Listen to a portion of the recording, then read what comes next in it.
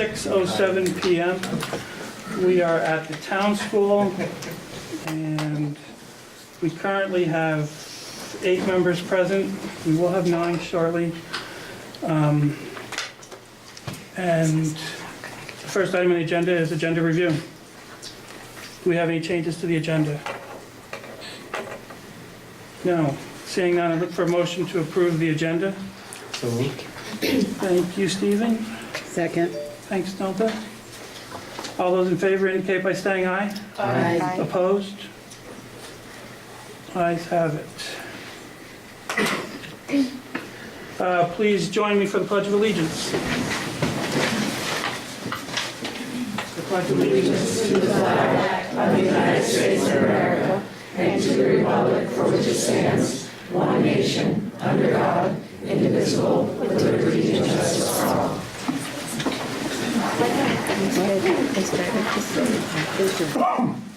Do we have any visitors who want to talk about anything not on the agenda? If you're here for one of the policies, we're just going to take public comment as we discuss each policy. Anybody? No. Okay, Angela, host site. Yes, thank you. Welcome to SATEC this evening. SATEC has an amazing unified arts program, and this evening we'd like to showcase and share some information about our art program. We have our actually preschool through 8th grade, and in grades 5 through 8 we have a dedicated enrichment time so students can opt to take additional art. And so our teachers, I'd like to introduce our 2 art teachers. We have 2 full-time art teachers here, and they're going to share a little bit about their program.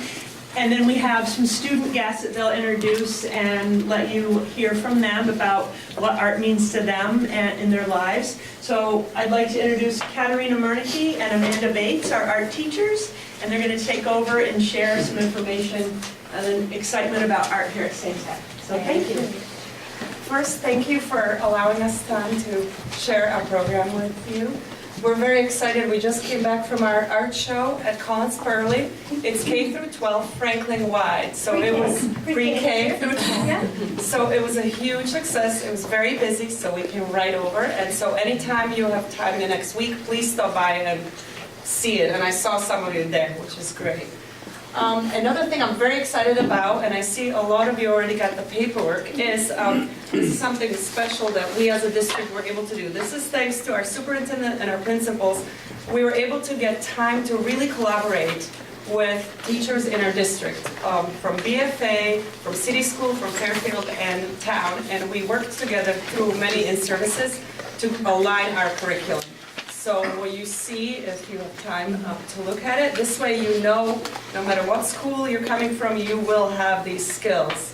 So this was a really fun and a lot of work, but it's great. And Emily Tillerton also worked with us.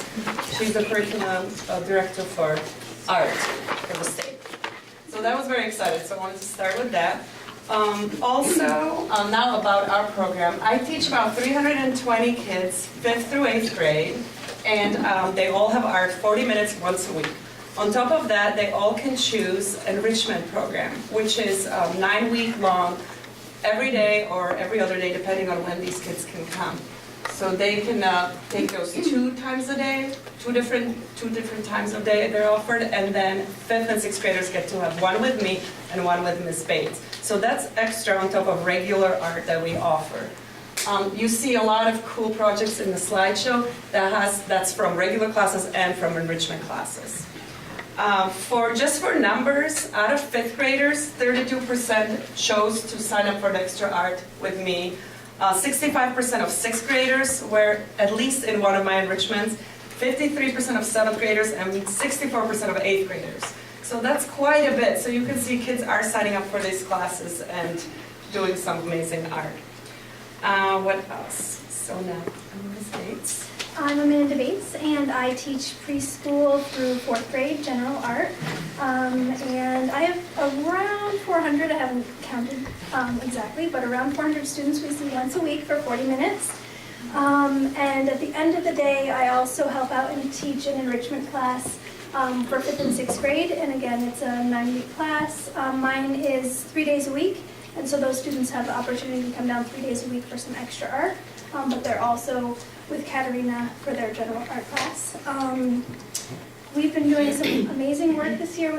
This is our second big art show. This is a Franklin County art show. We also had our school district art show in the fall. And at our school, we also do first and second grade fine arts night, where the students are performing their concert songs, as well as have some artwork on display. And kindergartens is coming up next week. So that's some exciting stuff happening. This year is the first time at preschool. This is an example of preschool artwork. Some of it, that one was. That's been in the art show this year. So that's really exciting to have. I have 5 preschool classes this year, which I love the addition of that to our program. It's nice to see them, and I know what they've already been learning, so when they come into kindergarten, it's really nice to expand on that. Also, we do a lot of things together for our school, boosters and some different things for PBIS around our school. My enrichment classes, we do some things to kind of help decorate our school. So in here in the library, we have some book posters that the students in 5th and 6th grade enrichment have made over the few years. We also paint some larger murals where they work together as a group to decorate the cafeteria. Also together we submit some artwork for our school printing of our Cat's Tales, which is poems and short stories as well as artwork that we celebrate at the end of the year, which is really amazing. Our librarian puts that together. What else did we want? I think that was it. Oh, and the drama sets. We also work after school. We have some kids who stay after school to work on our sets for the drama. And I just wanted to mention that because they work really hard too. Yeah. So all our classes, the regular UA classes and enrichment classes, these are the 4 standards. They're the core art standards, national art standards. So there's the create, present, respond, and connect. So all the classes address these 4. And there are just many different ways we do this. For example, with create, it's all the different techniques we teach, everything from basic drawing to shading to more complicated drawing to gesture drawing. Also painting, clay work, collage, Other sculptures. other type of sculptures. We do wood burning with 7th and 8th graders.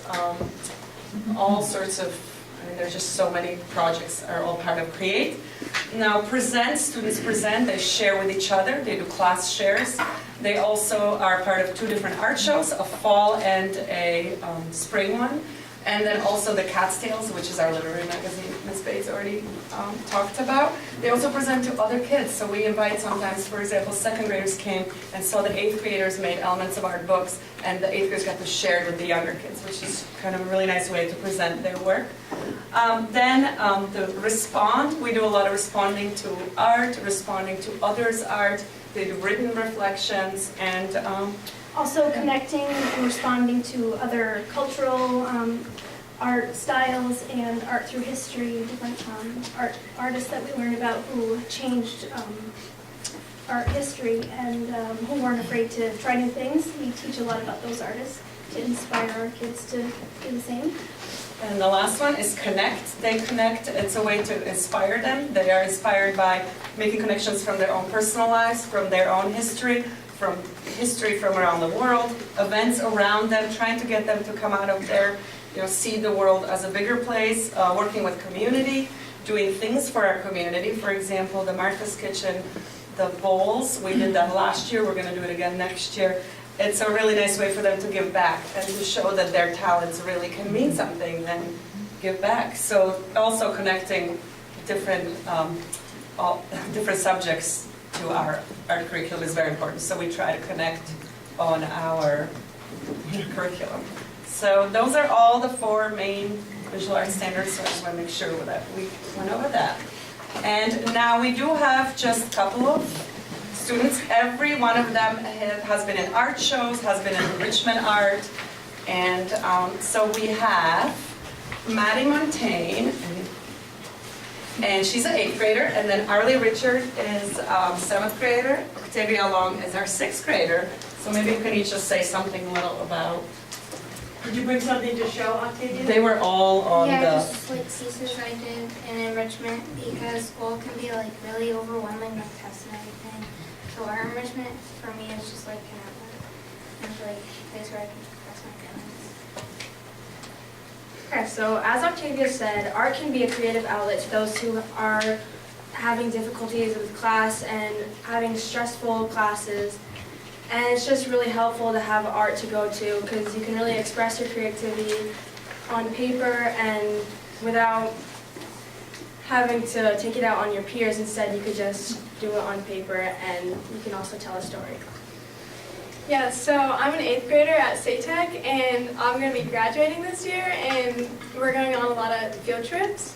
So to be able to go on those field trips, we have to have all of our work done, and so it's been like really stressful, but luckily for me, I have an art enrichment in the morning.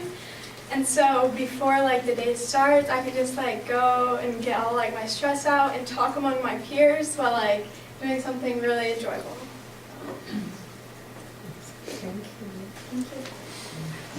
Are there any questions? oh yeah, any questions?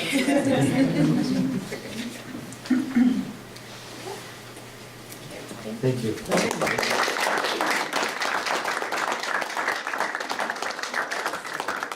Anybody have any questions? Thank you.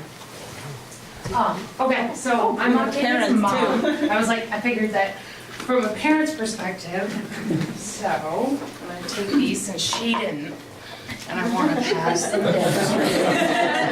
Go mama. Yeah. So, I knew she had stuff. she did. So, for me, from a parent's perspective, who has made a career out of her art, I cannot stress enough how much it means to me for her to have these people in her lives. It gets her through her school day, and it also drives her to complete her schoolwork. And if you take it away, it would devastate her. And I don't know if she would make it through her school day, because literally, she has to work so hard to accomplish her math, her reading, her writing. And it drives her because if she finishes her 60 minutes of iReady, she gets 15 minutes of art.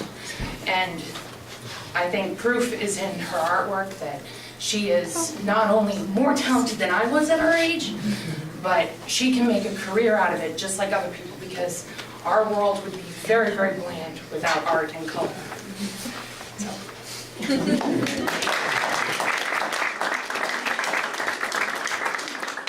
think it's great that all three students said that helps, get them in a good place. So that they're able to. It's nice. I just wanted to make a comment that it's, I mean, art is so many things, but it's also should be part of your general education. Yes. And now it is. Just, thank you.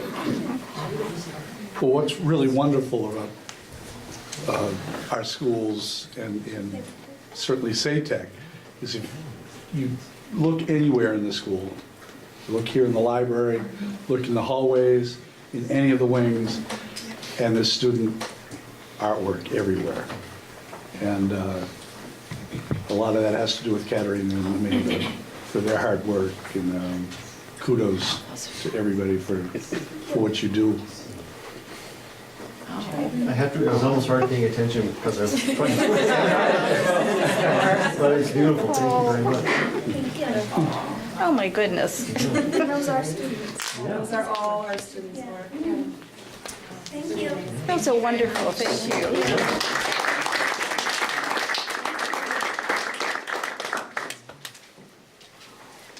All set, Angela? Angela? Are you all set? Yes, thank you. Okay, the next item is the consent agenda. If, the only thing on the consent agenda is the minutes of May 1st. If nobody has a problem with any of the items on the consent agenda, it will be adopted. Any objections? Okay, the consent agenda is adopted. Item 7A, policy C11, student freedom of expression. Kathy, do you want to start, or? Sure. This policy was first adopted January 2nd, 2019. Since that time, we've had comments and concerns brought to the board. We've had a meeting since then with the monetary staff and direct supervisor for readiness, with the superintendent and board members and the attorney from the SBA.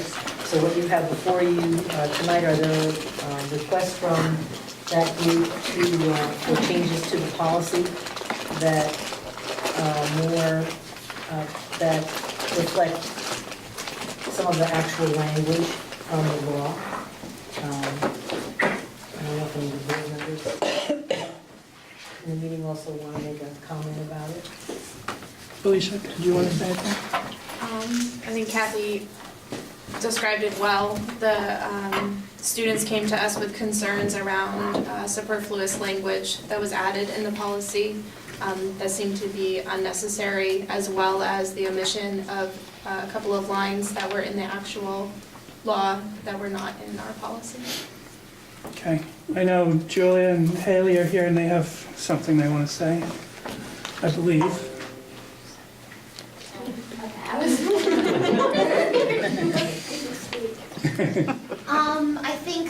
I think that Kathy and Ms. Sawyer have covered it pretty well. What you see before you is the suggested edits that we have.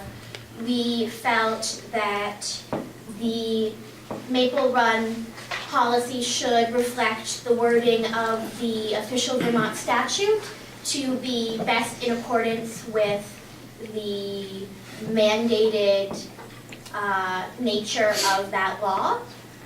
So we did suggest the removal of a few phrases in subsection E among the listed criteria, and in the implementation portion of the law of the policy, we advocated for the addition of a couple of sentences that make it more clear what circumstances staff or administration has the power to recall information. Are there any questions about the policy or about our thinking behind that?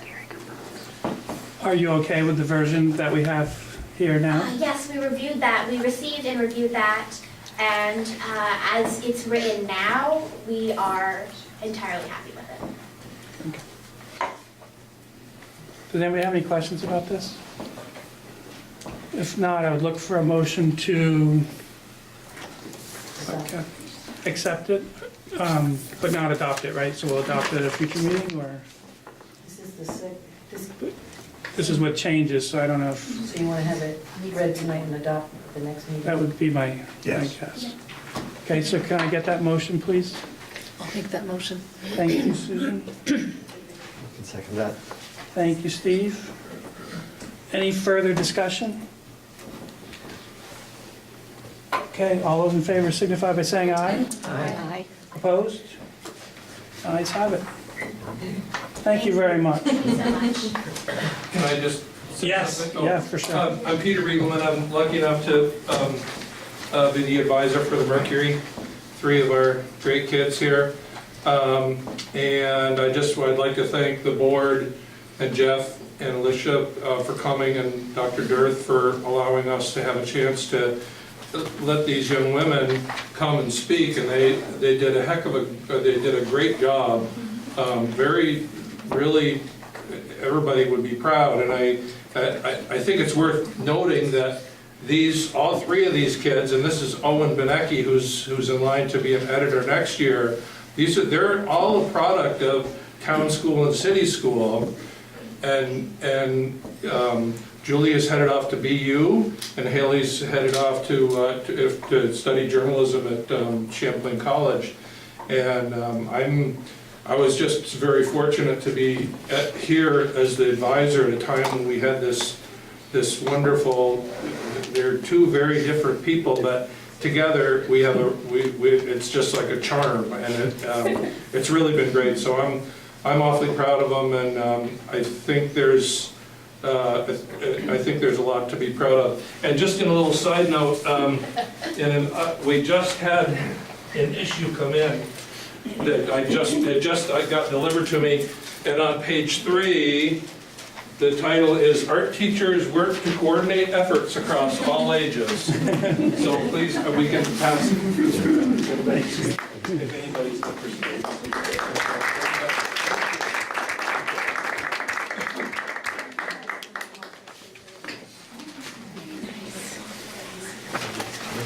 Okay. Next item is 7B, policy C9, wellness policy.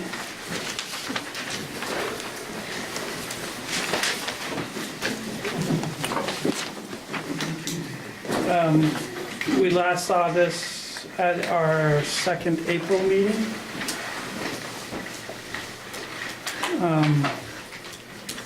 Do you have any update, Kathy? Sure.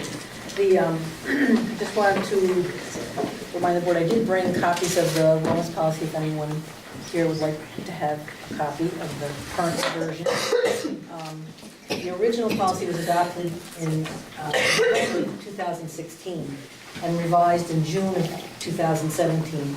At that board meeting, a number of community members addressed the board and rated the policy against the national standard, and we rated somewhere in the 30% range.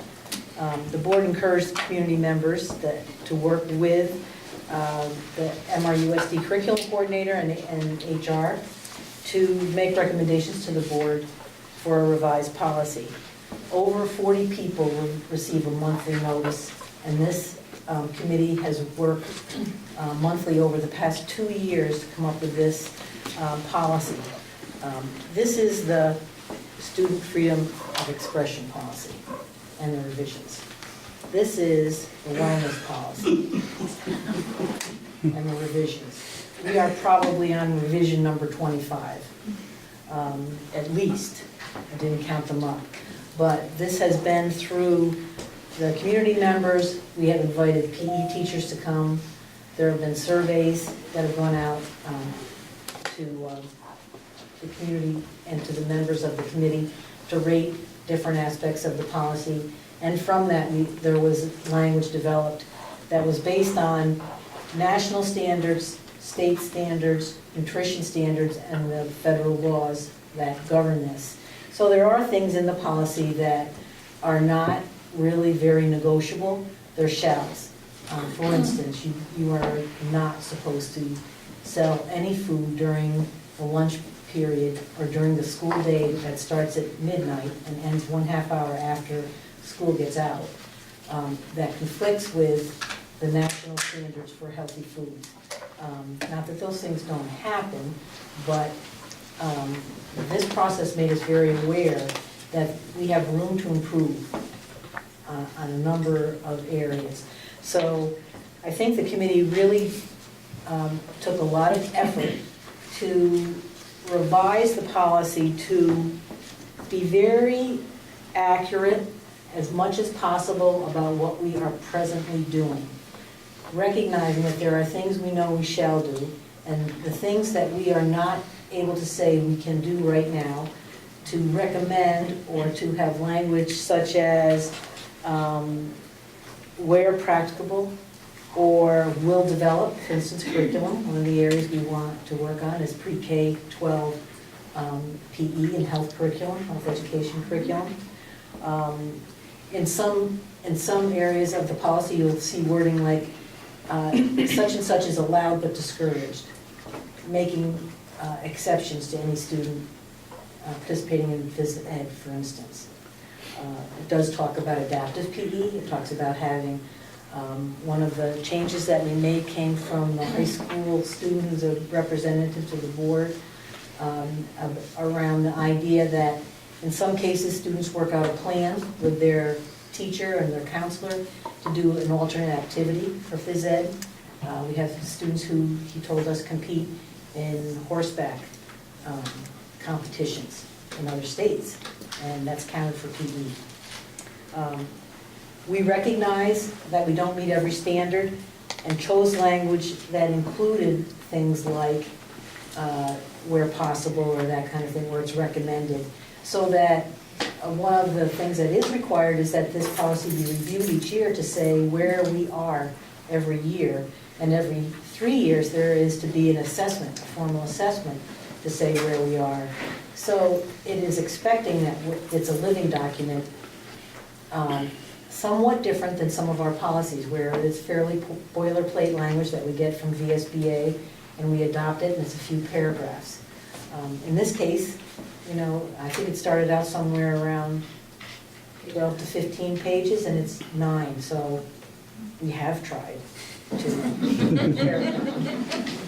We are not saying that there isn't repetition in some parts of the policy, but we have gone from in the 30% to 100% comprehensive policy, 86% strength, they rate it.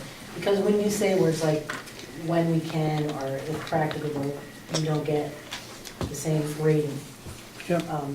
We do recognize the power of words.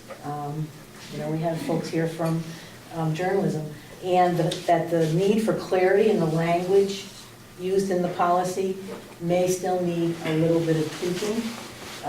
I've had comments, and I've shared those with the board, around the fact that in one section, it looks like some of it applies to only elementary schools, and I think reordering that so that each item has its own letter makes it apply to all schools.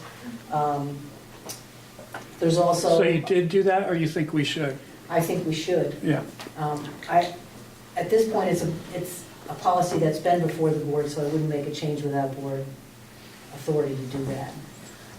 But in the comments that I made to the board, I do think it's important to perhaps put some language that says in collaboration with coaches, we develop guidelines. There was concern about that.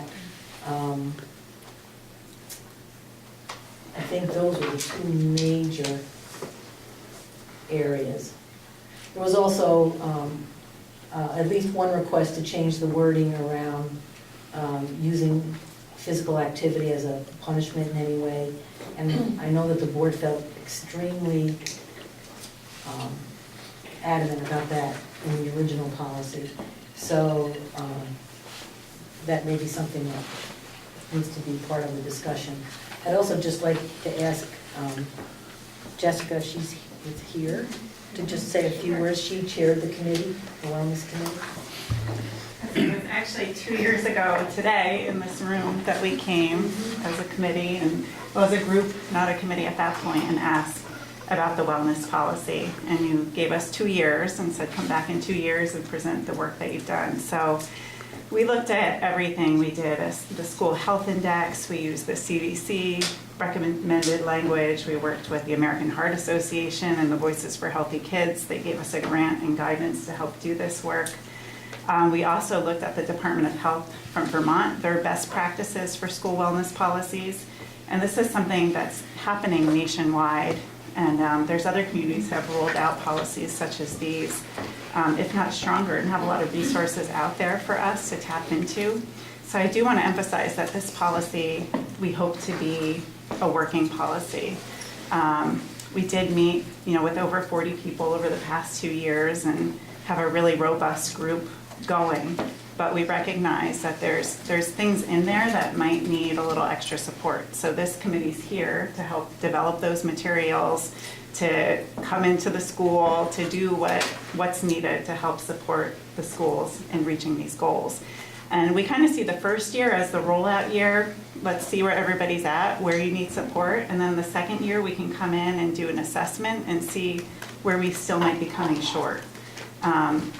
So I'm hoping that helps kind of ease some of the anxiety about it. And also just echoing Kathy, that a lot of the phrases that we knew would be a little difficult we did change the language, so it wasn't a shall, is encouraged.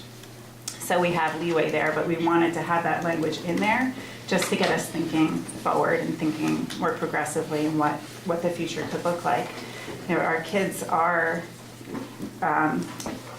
health and wellness are important. I mean, even hearing the students speak earlier about coming to school feeling stressed. 40% of Vermont children are food insecure. So through the work in our committee, we've come up with a few ways to help support that. Before this policy even went into place, we learned from City School that they have a share fridge where kids who don't eat their snacks can put it in there for other kids to take. And now all the schools have share fridges because of that. We also learned from the other schools about their farm to school and their school gardens. And if you go out, you can see where Saytech's dug up land this year and received a big grant to put in a school garden. So things are happening just through the discussions, and things are really changing to support our students so that they can be more ready to learn and more ready to engage. So, is anybody else from the committee? I just thought it's kind of ironic in the Mercury for mental health at BFA on that. It goes with that too. Students are struggling, and we really need to address their mental health and their wellness so that they can do better academically. So it's been another push. Jessica, I said last time, I love the fact that assessment is part of this. What will that look like? How will we tell if we're doing better? We have to figure that out still, but the committee is going to continue to meet monthly. And we were hoping there'd be a way to, maybe at convocation, we brought up having a table where we could at least start talking to people and see what their concerns are and have some materials ready to go for people. But I'd love to work with the principals on how to be more embedded in the schools and how to support it. Okay. What questions do board members have? I know there are some. Well, I had a couple very minor ones, perhaps. On line 187, did everyone have? Okay. Schools participating in the National School Lunch and School Breakfast Program shall make free potable water available to children in the meal service areas as well as throughout the day. And the question I had is, I think that's a good idea, having water available. What I didn't know is whether or not these are in plastic bottles. It's just an eye towards reducing single-use plastics. Most of the schools, I think, have filling stations now within the cafeteria. And if they don't, they're supposed to have some sort of pitcher or cooler, but that's one of those national standards. So water's available, that's how it's presented. Is that different at all the schools, or? I've seen it in the big athletic tubs, and kids can fill up the water bottles, or they're allowed to go to the water fountain with the refilling stations, and primarily. Okay. I don't even think they put cups out. I think they encourage people to refill in their own water bottles. Mostly refillable type. Wonder if those big tubs are a water source for lead remediation. Oh, boy. Just wondering. Thanks, Jeff. All right. And if I could, just one other one. Line 149. Teachers should provide students with a physical activity break every 60 minutes of academic instruction daily. And again, I think that's a good idea. I know it's a should versus a shall. And this is somewhat off topic perhaps. So I'm wondering if the board would consider instituting something similar to that we could model at board meetings.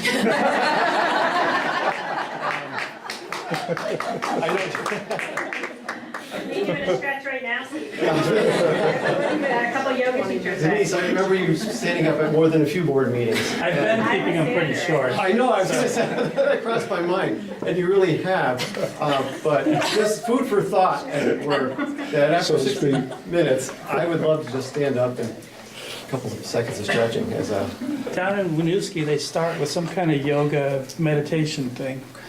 First 3 or 4 minutes of the meeting.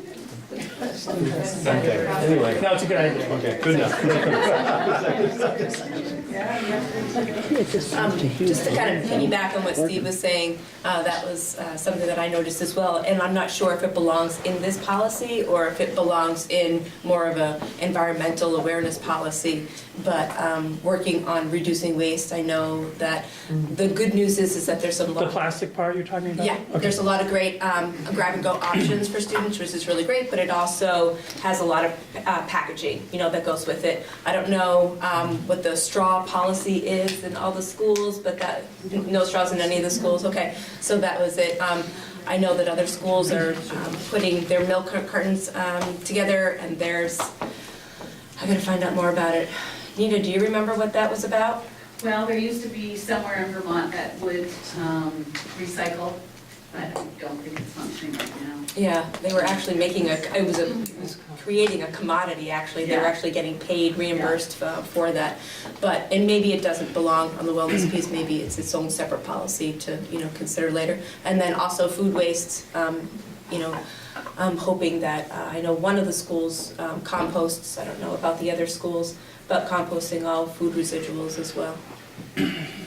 So I had another little tiny water question because and I don't have the line, but it did reference needing to have a hand washing station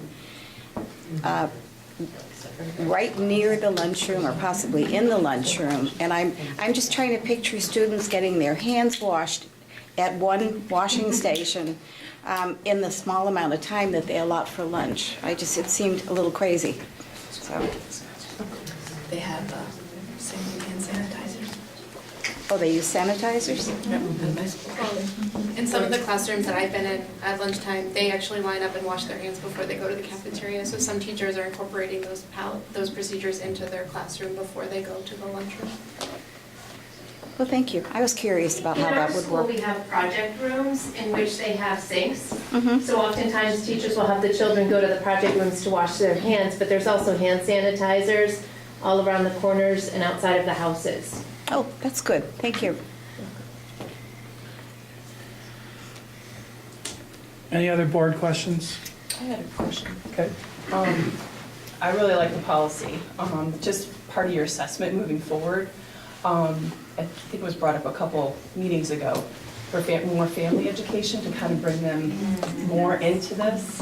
Are there plans, or is that still under discussion too? Yeah, well, it's worked.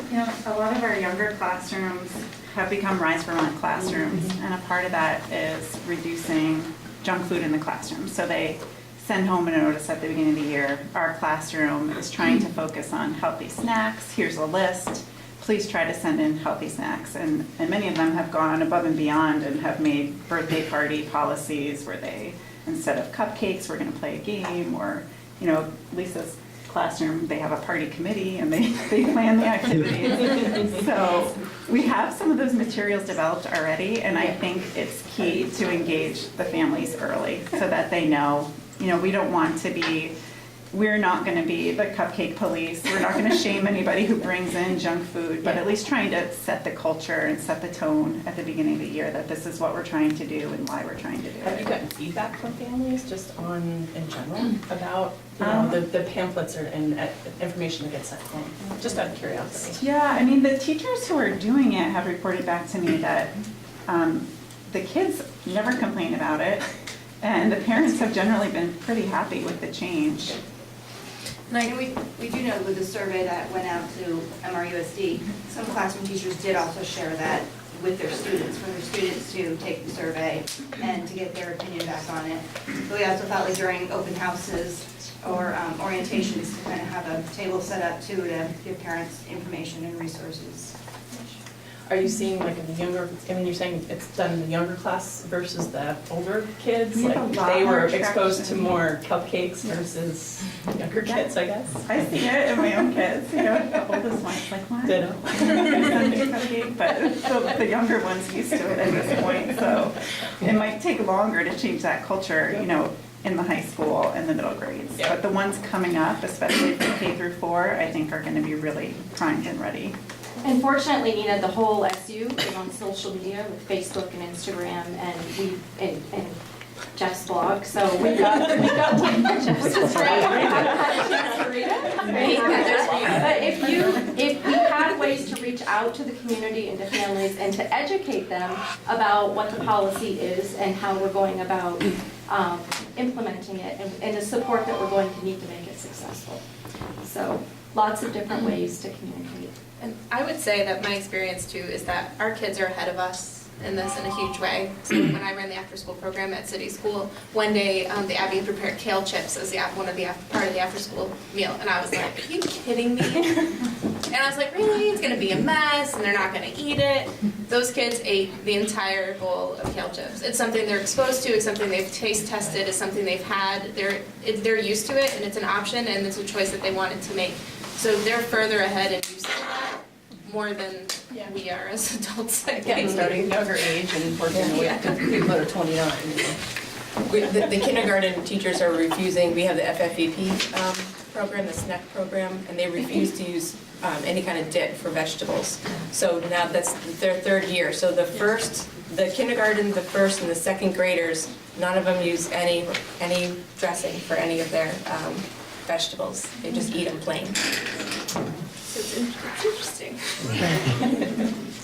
One of the sections of the policy that I'm not sure was there as a separate highlighted area was celebrations and rewards. And the committee came up with some language there that does meet some of the federal standards. But we talked about a lot, we had a meeting yesterday, about how to roll this out. And part of it is to give information to people. And one of the things that it starts on line 275 talks about celebrations and rewards, and talking to students at the beginning of the year about allergies in the classroom and that kind of thing, and learning to pay attention to this or that. Not, pinpointing students, but talking about dietary restrictions and talking about celebrations and rewards and how we're going to focus on activities. And then it also says that you could move the focus to an activity, and if you're going to include food, try to include some healthy choices. You were even giving Nina a little bit of a quiz about what was going to be served tonight. And you notice there's a balance. Cookies, I just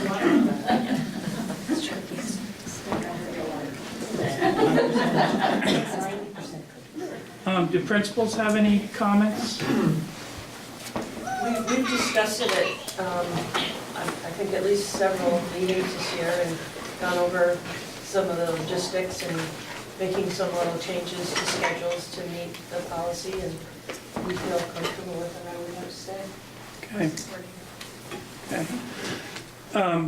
So Kathy, those two changes that you mentioned, those are what you got from the public comments? Yes.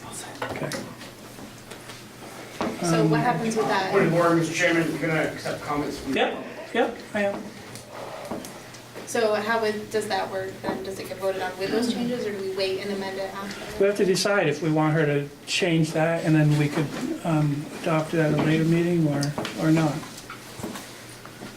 Any other board questions, comments? Al, are you okay with the wellness? Okay, so now I would see if anybody in the public wants to talk about this. Dan. Sure. I'm Dan Marlowe. I'm the athletic director at VFA. I want to bring your attention to physical activity, and I think this is something that Kathy was alluding to earlier. Section E, I just would like some clarification because with a little history on this, it says in the second sentence, this does not apply to eligibility for interscholastic athletics nor to physical activities in interscholastic athletic practices or games. And I just want some clarification as to whether that we are held accountable to that or not held accountable, and is this a policy or procedure so that down the road, if a situation occurs and there's some question as to whether people followed the rules or not, that there's some clarification and protection on that for the people that are involved. I'll be honest with you, up until Dave Kimmel told me about the policy back in January when we had our one of our 8th grade orientations in the gym that night, that was the first that I heard about that policy even existed.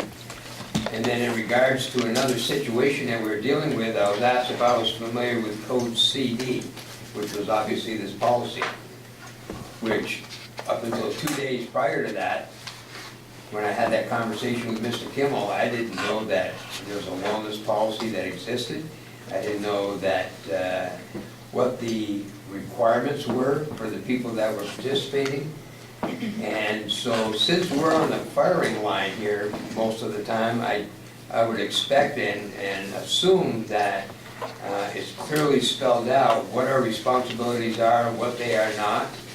I would think that if we have a rule that says, in terms of a behavioral rule for a high school student where they can't participate in a game if they've been thrown out of a class, or can't participate in an activity if they broke some kind of a school rule on a Friday, and we've got games on Saturdays, and so we're withholding their participation, that's not going to be used against myself or the coaches because somebody complains that it doesn't fit the model of the wellness policy.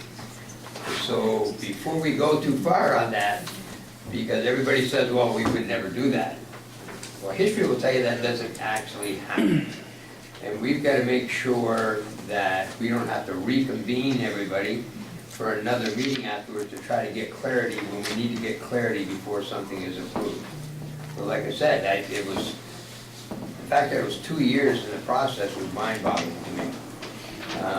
That responsible for 300 kids in a spring sports season right now, and 50 some odd coaches, that was nowhere on our radar for 2 years. And so whatever direction that we're gonna go, let's just make sure that we have all of the facts on the table so nobody gets blindsided by any part of that, whether it's myself or one of the coaches or somebody else. Because that process was pretty frustrating, to be honest with you. So can I ask for clarification? Sure. So, as it is right now, like if my daughter misbehaved or did something in class. Again. Again, yeah. She is allowed now.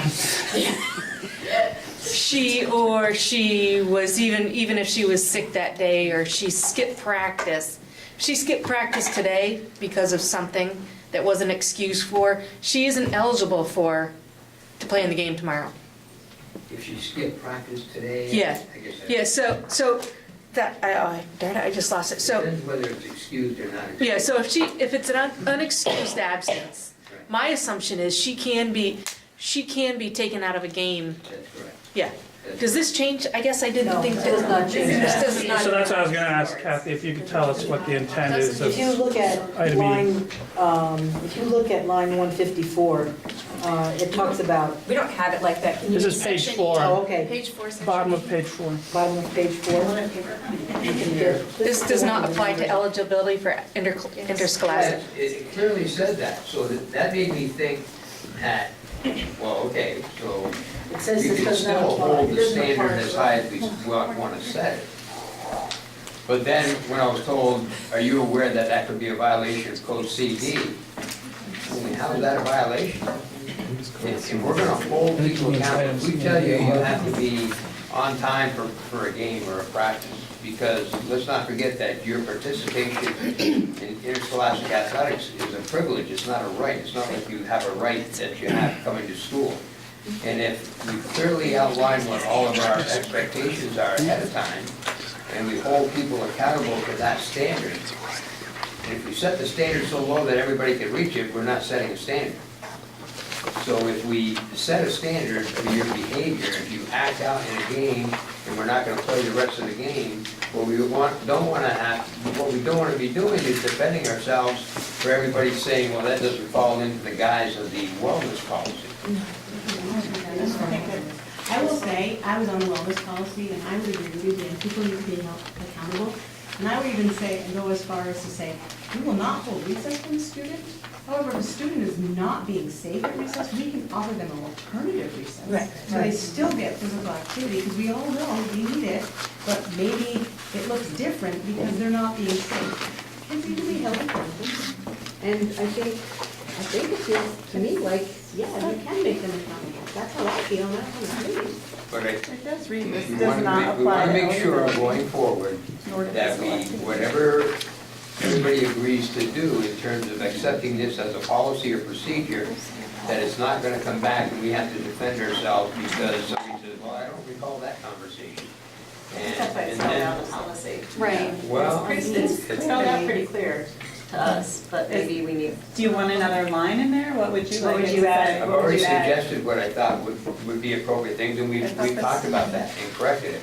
But before anything was approved tonight, and I'm held responsible for the behavior of 50 some odd coaches and a third of our school population in terms of their behavior, that I've got the facts straight as to whether our hands are tied on this or not. This policy says guidelines will be developed. I did have a comment that that said, you know, who does this apply to, high school only or elementary? And if these are renumbered in that section, it shows that it applies to all schools. But it does say, guidelines will be developed about using or withholding physical activity as a consequence during practices and games. And these guidelines will be incorporated in all coach training.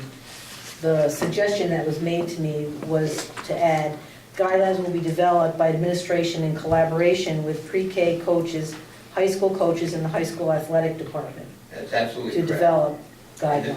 And the So reason that's- for that. Right, then that's, The reason for I'm that is saying so that's a good that idea. somebody out in the space someplace isn't developing policies that we're not aware of. Guidelines are different. That's where we found ourselves. And so that's why I'm here. It's just to make sure that everybody is on the same page. And if you're gonna develop policies about the art department, then you're gonna bring in the art teachers and the principals. If you're gonna develop policies about, that are gonna affect the interscholastic activities, then you're gonna bring in the coaches and the athletic director.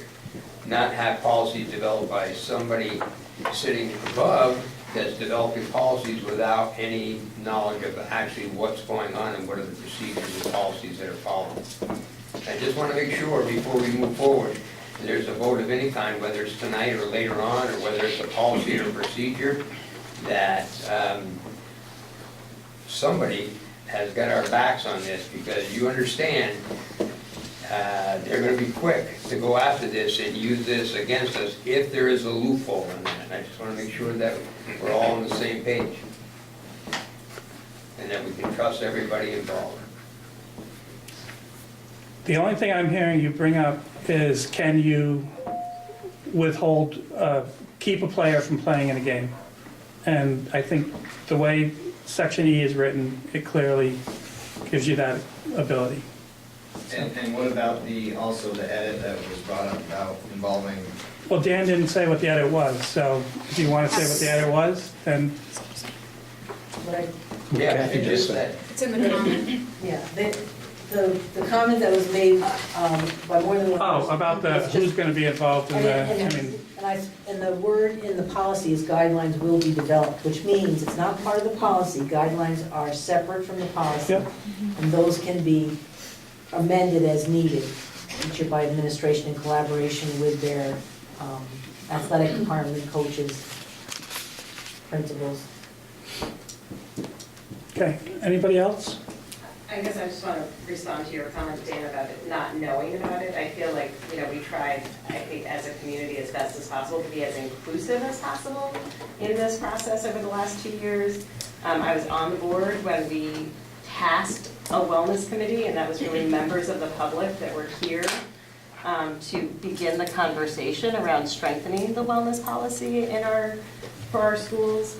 And I think there was efforts made to reach out to as many people as possible, and I just want to say that we recognize that if the right people aren't at the table, there are unintended consequences that can happen, so we appreciate that you did end up coming to one of the committee meetings, and I apologize that you weren't included at the beginning or felt like you were excluded by any way. There wasn't any exclusion, because I didn't realize it even existed. Well, there's always been a wellness policy on the books. They have to by law. There had to have been one. So we just want to strengthen it. Was our Totally goal. respect that. Okay. Thank you. Okay, and there's no apology necessary, other than the fact that like we alluded to in our addendum that we did with Kathy, is if we're going to be working on a policy like this, I think you got to include the major shareholders, especially if we're responsible for making sure that all the coaches have the information. Because everybody knows that as when things don't go right, everything kind of shifts down, and they're gonna start at the top and work their way down. And I don't wanna be responsible for coaches not being aware, the coaches being, what their limitations, if there are any. You know, if we have kids that are late and they've gotta make up for time that they missed, then the expectation is that that's gonna happen. And, rather than just assume that it's okay to be late every day, because it's not okay. Yeah. Because in your world, if you're late on a continual basis, you're gonna get fired. And if that's the message that we're sending kids, that it's okay, then we're not preparing them to move to the next level, whether it's in college, in our case, or beyond that. And I think our guidelines are pretty clearly defined for anybody that attends any of the meetings and stuff, and I'm just making sure that we have ourselves covered as well. I do want to say the range of involvement of people in this process is bigger than any other policy I've been involved with, so. Armand. Mr. Chairman, Armin Messier, Saint Albans town resident. I have 2 children at Saint also employee of Maple Run, teach at BFA. And I know staff was invited to do a survey and most recently a Google Doc to submit comments and concerns, but I'm very happy to be here in person to deliver some of my comments and concerns. Line 83 to 86, page 2 to 3, farm to table section, discusses the needs. This recognizes school gardens and farm visits and things like that. I think that section should be at the forefront of this policy. Farm to table, like this policy is so much about nutrition and what we take in our bodies, our students, that it should be right there. It feels like it's just glazed over. It's in the middle of the document, and I would put that right in the top, say that is important. Next one, I only have 4 or 5.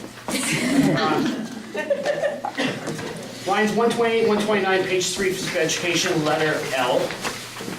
School staff members shall, this is the shall word, shall be encouraged to model healthy eating and physical activity behaviors. My question here is, how will staff members be encouraged? Also, how will this part of the policy be implemented and enforced? I will say that I know Dr. Durth is an excellent model. He walks to all the schools, and he models healthy behavior for us by doing that. And as a taxpayer, I'm appreciative of, I know he gets mileage reimbursements. So, but it is a shall word, and I mean, honestly, is someone going to pull me aside and say, hey, Mr. Master, you should probably get on the treadmill a little more.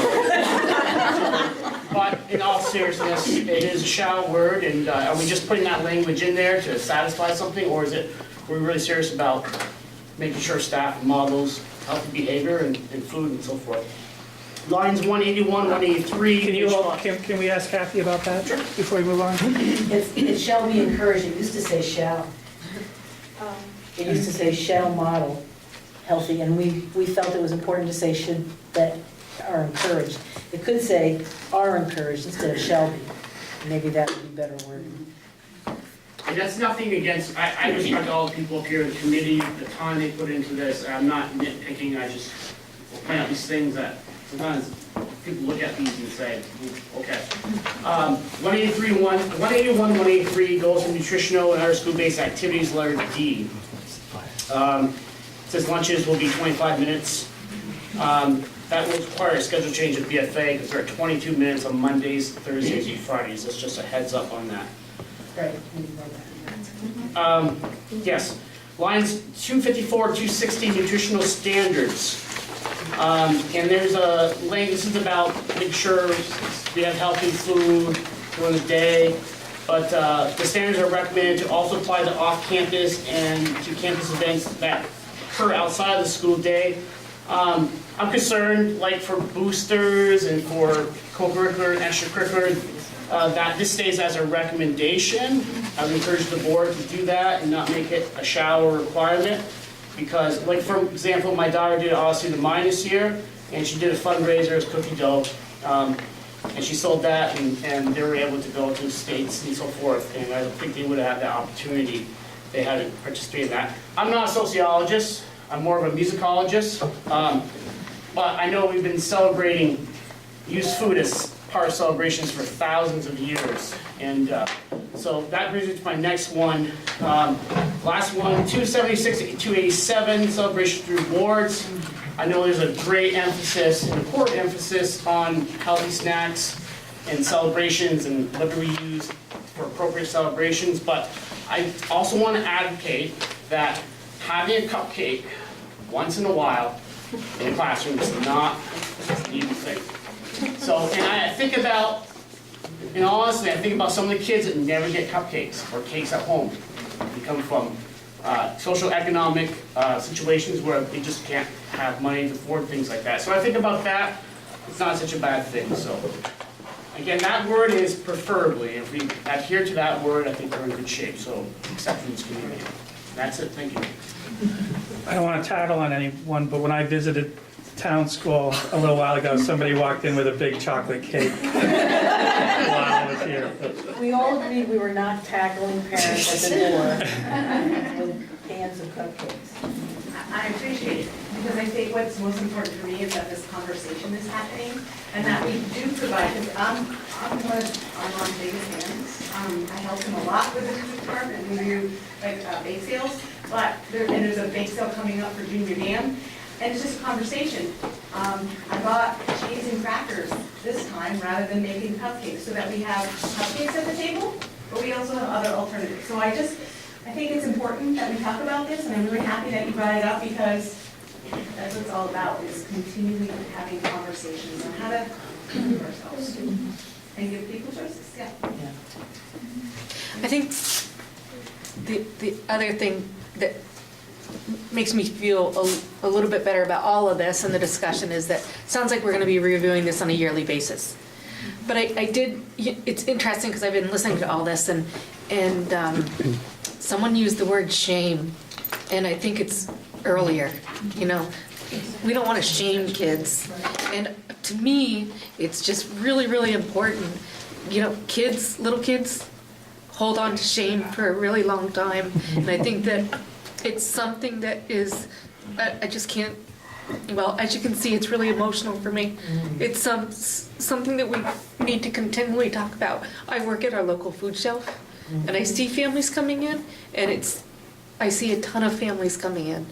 And a lot of families don't have choices on what they're bringing to school, what they're bringing in for snacks. So I just think it's really important that we're really sensitive about what kids are growing up with. Susan, I'd like to say it really does take a village. It takes a village to raise a child. I think through the last 2 years of us working together and learning about each other's schools and communities and the kids that are in them and the staff that are teaching our children and raising them, that we come together as a community, that it's not SATEC and Fairfield and City. It's a community, and we do this together. And we work with our strengths, and we fix our weaknesses, and we make it a strong community. And we get rid of the shame, and we get rid of the guilt, and we just do it. And we do it, and we're proud of it. And we've got to just get rid of the stereotypes and the stigmas, and just make it great. And I think we can do it. I really do. But it's going to take all of us to come together and figure out what's our strength in Fairfield. Can we build off of that? What's our strength at SATEC? Can we borrow a little of that? City, what do you got for us? We need to come together and make it great. Every day. We talked a lot at the committee yesterday about how to roll this out, and a lot of this came up. Ideas like, there's a backpack program where part of not shaming someone is not making it so obvious that you're picking up food to bring home. And so it's just stuffed in your backpack. On Friday, you can pick up a backpack and take it home. And, we talked about universal meals. Wouldn't it be great? It's really expensive, but wouldn't it be great if there was that food was just available?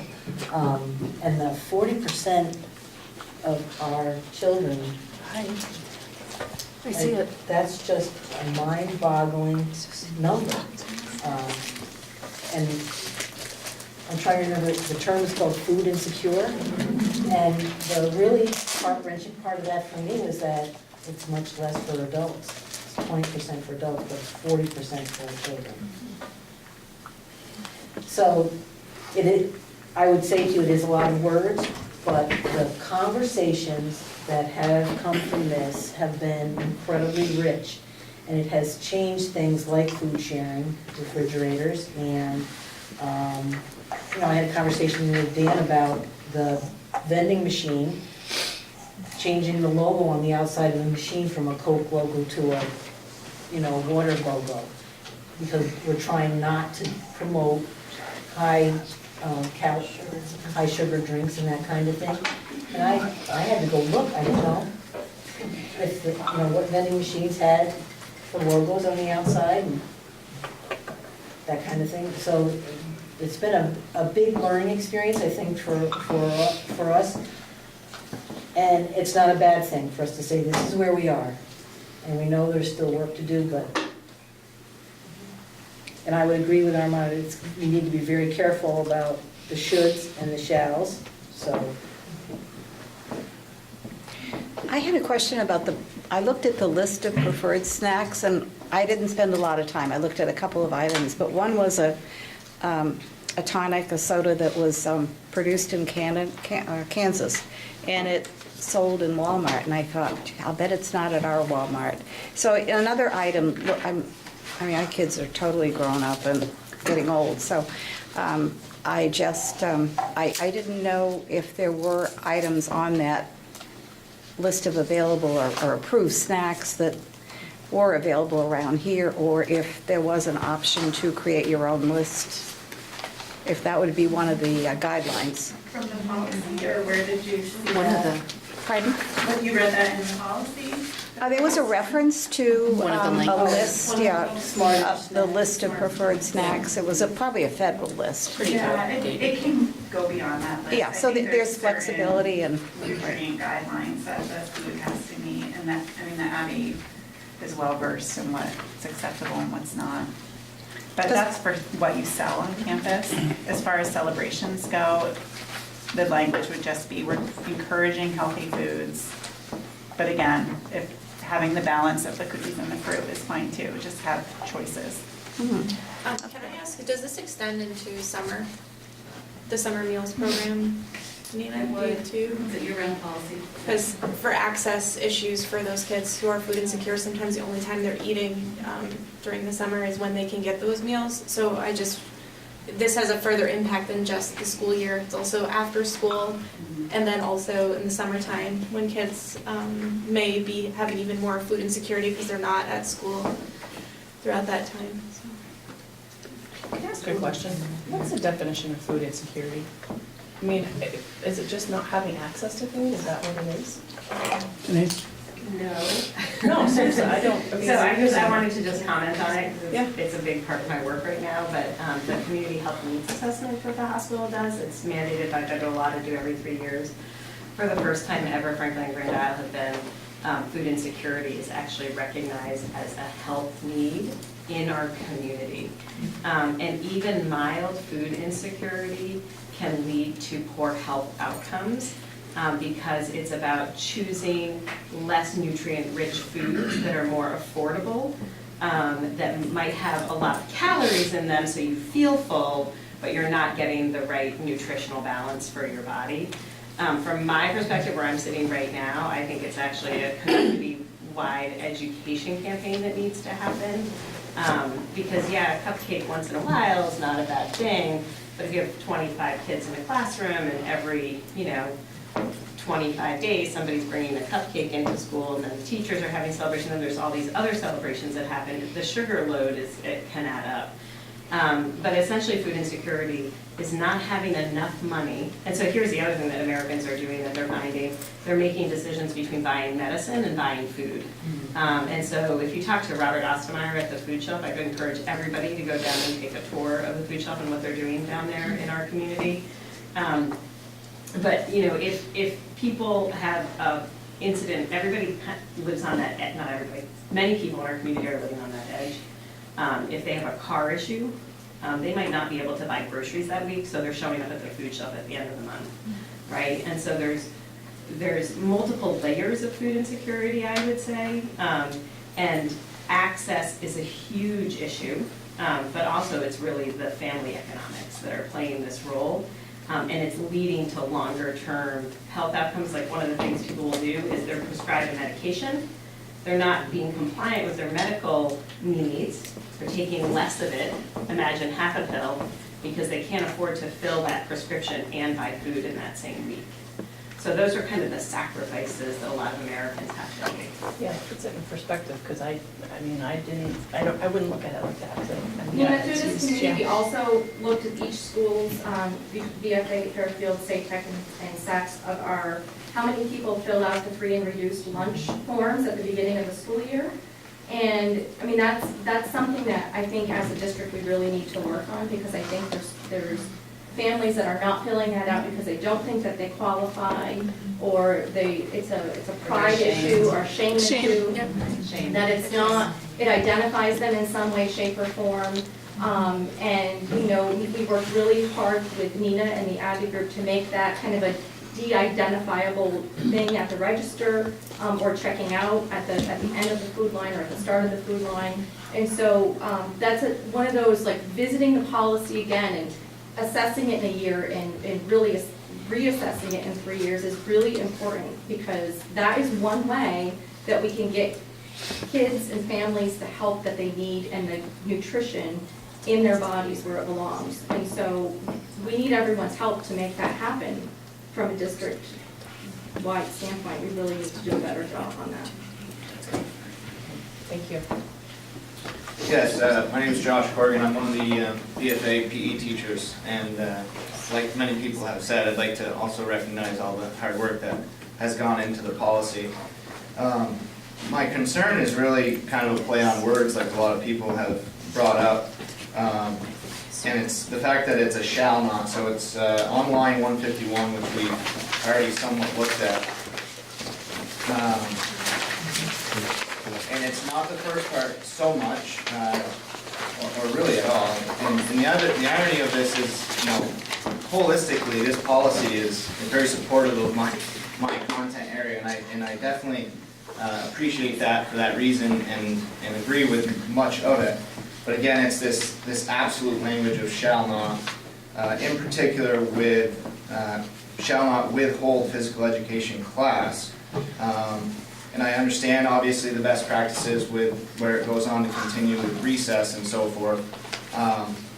But my concern as a teacher, and having witnessed some of this guilty before innocent type mentality, is if I have a kid who's being unsafe and I withhold his physical education opportunity, am I going to get called onto the chopping block because I did that?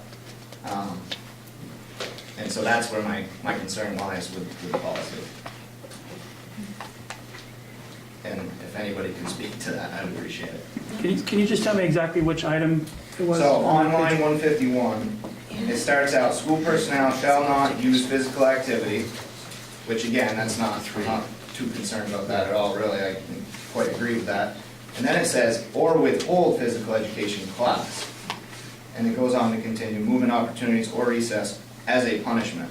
So am I going to be, by a parent standard, is my withdrawing their physical education opportunity because they are being unsafe or misbehaving, but mainly being unsafe, as punishment? Is that going to be, am I going to be called on that? And again, reprimanded for doing so, because this is a policy and it says you shall not. Yep. I guess I see a difference between the word punishment and accountability. So clearly, we want everyone in your classes to be safe, and if a student is not safe, then that's a teachable moment, and that's about holding that student accountable and maybe offering an alternative while we do some implicit instruction around what the unsafe behavior was. And I completely trust you. Thank you. But I don't necessarily trust a parent who's going to come in with legal, and I want to make sure that I've got protected.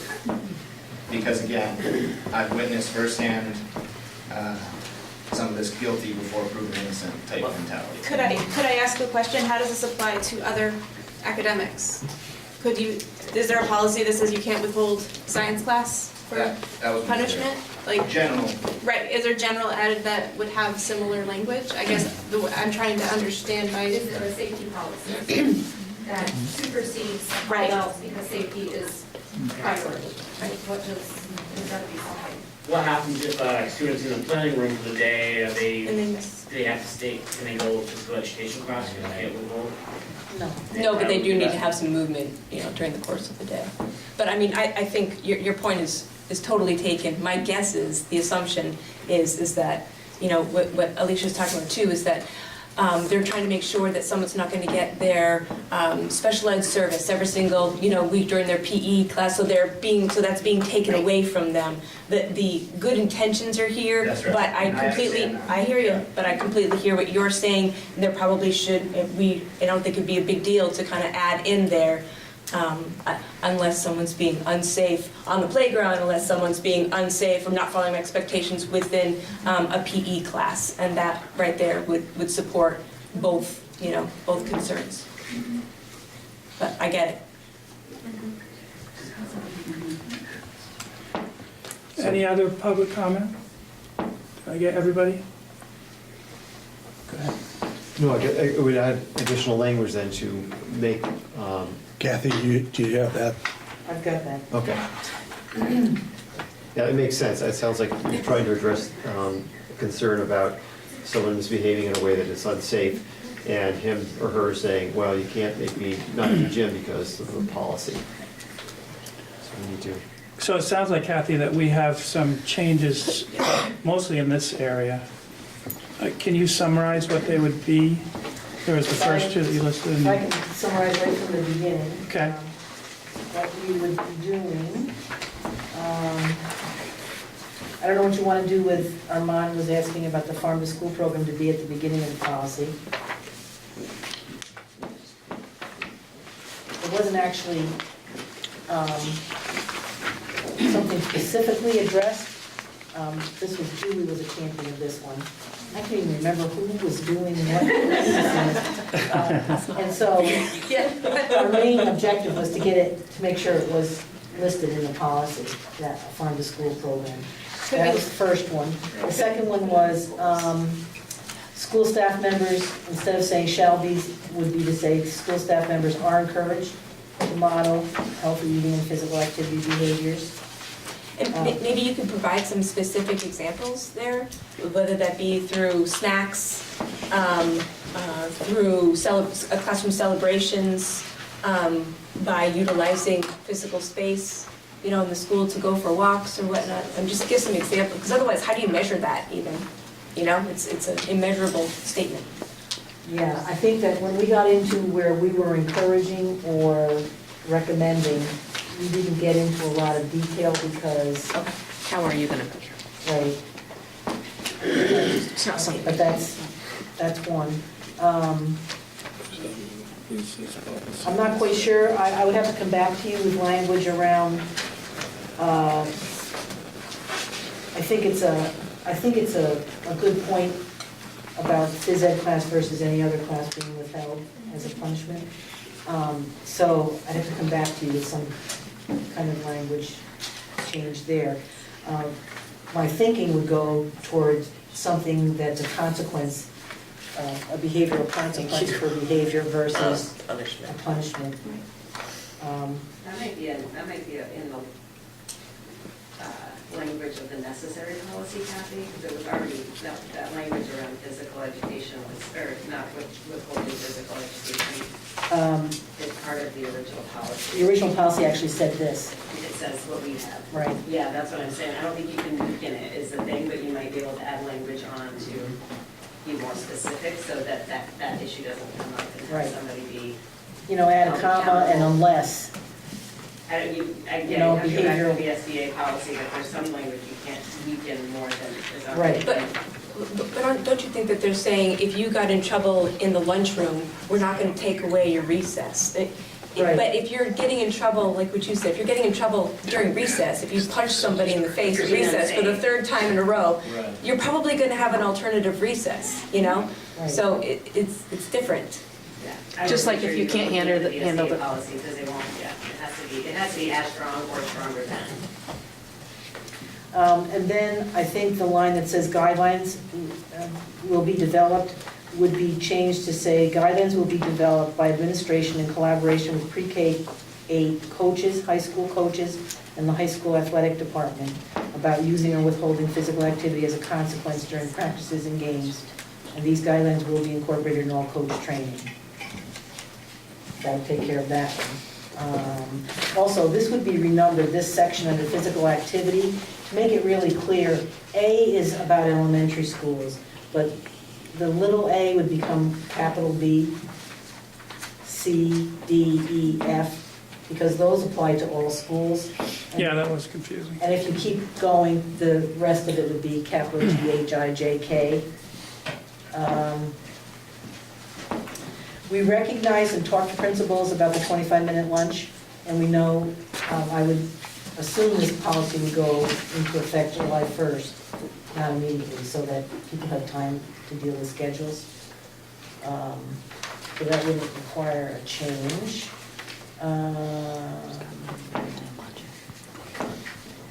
The part about standards are recommended to apply to off-campus events, we totally realize that dealing with outside of the school day is a whole nother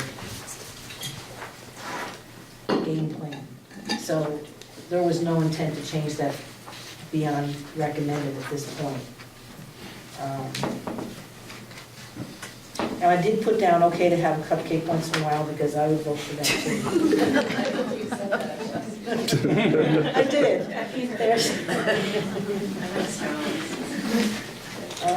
We also, I had a note on the side of mine because there was some suggestion that we have a reminder at mid-year that you don't just tell people once at the beginning of the year about celebrations and rewards, but that there be periodic reviews or reminders to people.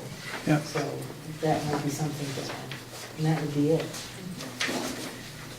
So it seems to me that, I don't know, it seems like everybody's questions were answered. I would suggest that we send Kathy back to make these changes, and then we'll look at it at our next meeting. Everybody okay with that? Yes. Okay. Thank you very much, everybody. Thank you. Thank you.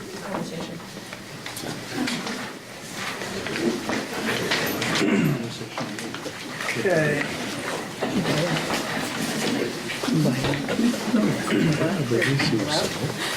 So, item 7C,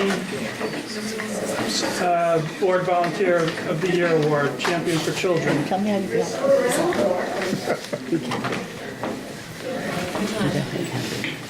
Kevin? I'm sorry, yes? Volunteer of the Year? Yes. Just gonna let people leave. Okay. So, we had talked about what I had initially called Champions for Children Award, a volunteer award. And during that discussion, many of the board members talked about some ideas, and the board seemed to like the idea. So I went back and created a draft using the information that I heard from you. It's just a draft, it's just a suggestion, it's a starting point on what this might look like. Mainly for your input on how you feel on this.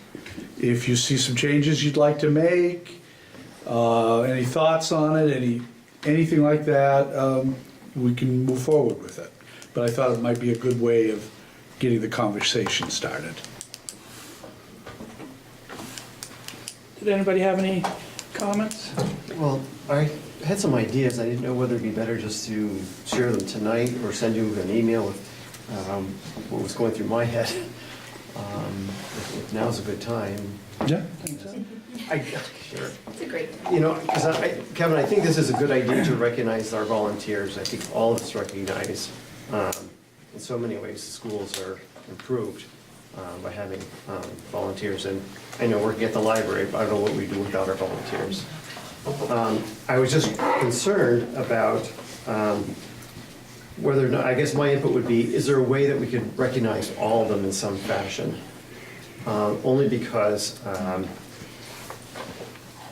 I think we'd be well served by recognizing all of them, even if that means at the end of the year, every year having students design a t-shirt perhaps, or give them a t-shirt saying Maple Run Volunteer, so they'd be seen around the community wearing our t-shirts. People would ask what that's about. I just think that somehow including everyone, to my mind at least, could be a critical piece to this. Only because there are people, I did, as I mentioned last time, 4 wins for 9 years. I wasn't looking for recognition, but there are going to be people who will volunteer that many years or more and never get nominated. And I'm not saying they're going to feel less than because of that, but I think to help encourage these people year after year coming in, some small token of appreciation could be considered. My 2 cents. Thank you. I did have a comment, and I'm hesitant to be critical of your writing style, but it seemed a bit effusive when you talk about exhibits a positive attitude, no, wait a minute, here it is, generously and positively impacts the school and community through selfless acts. Why do we have to have selfless acts in there? Can't it just end? Setting the bar high. Well, anyway, it just seems effusive to me, but that's my style. I wouldn't write that way, so. So, Steve, I like your idea. It's, it's why I originally had said, like, having some sort of luncheon for all of the nominees or something, because we've got a couple of different, 4 different, I'll say, facilities, at least. And, I just think it's important. Like, I think about the volunteers. I think mostly about Fairfield, because that's where I'm from. And, again, the hours that people put in, acting as, Dr. Ratzalagen and, all the other 4 Winds projects that go on. And I think it's a good idea. I don't know how we would do that, although I volunteered at the Jim Bashaw run this past weekend, and tons and tons of volunteers all got their bright yellow shirt with a volunteer on the back, so I don't know. Do we have any idea how many volunteers we have in our school district? Roughly. I would imagine. Is it That'd be a hundreds? really cool, no, that'd be a really cool thing to do, just kind of have each of the schools' inventory. And then the SU also. Have a registry. You probably know things that we don't even know.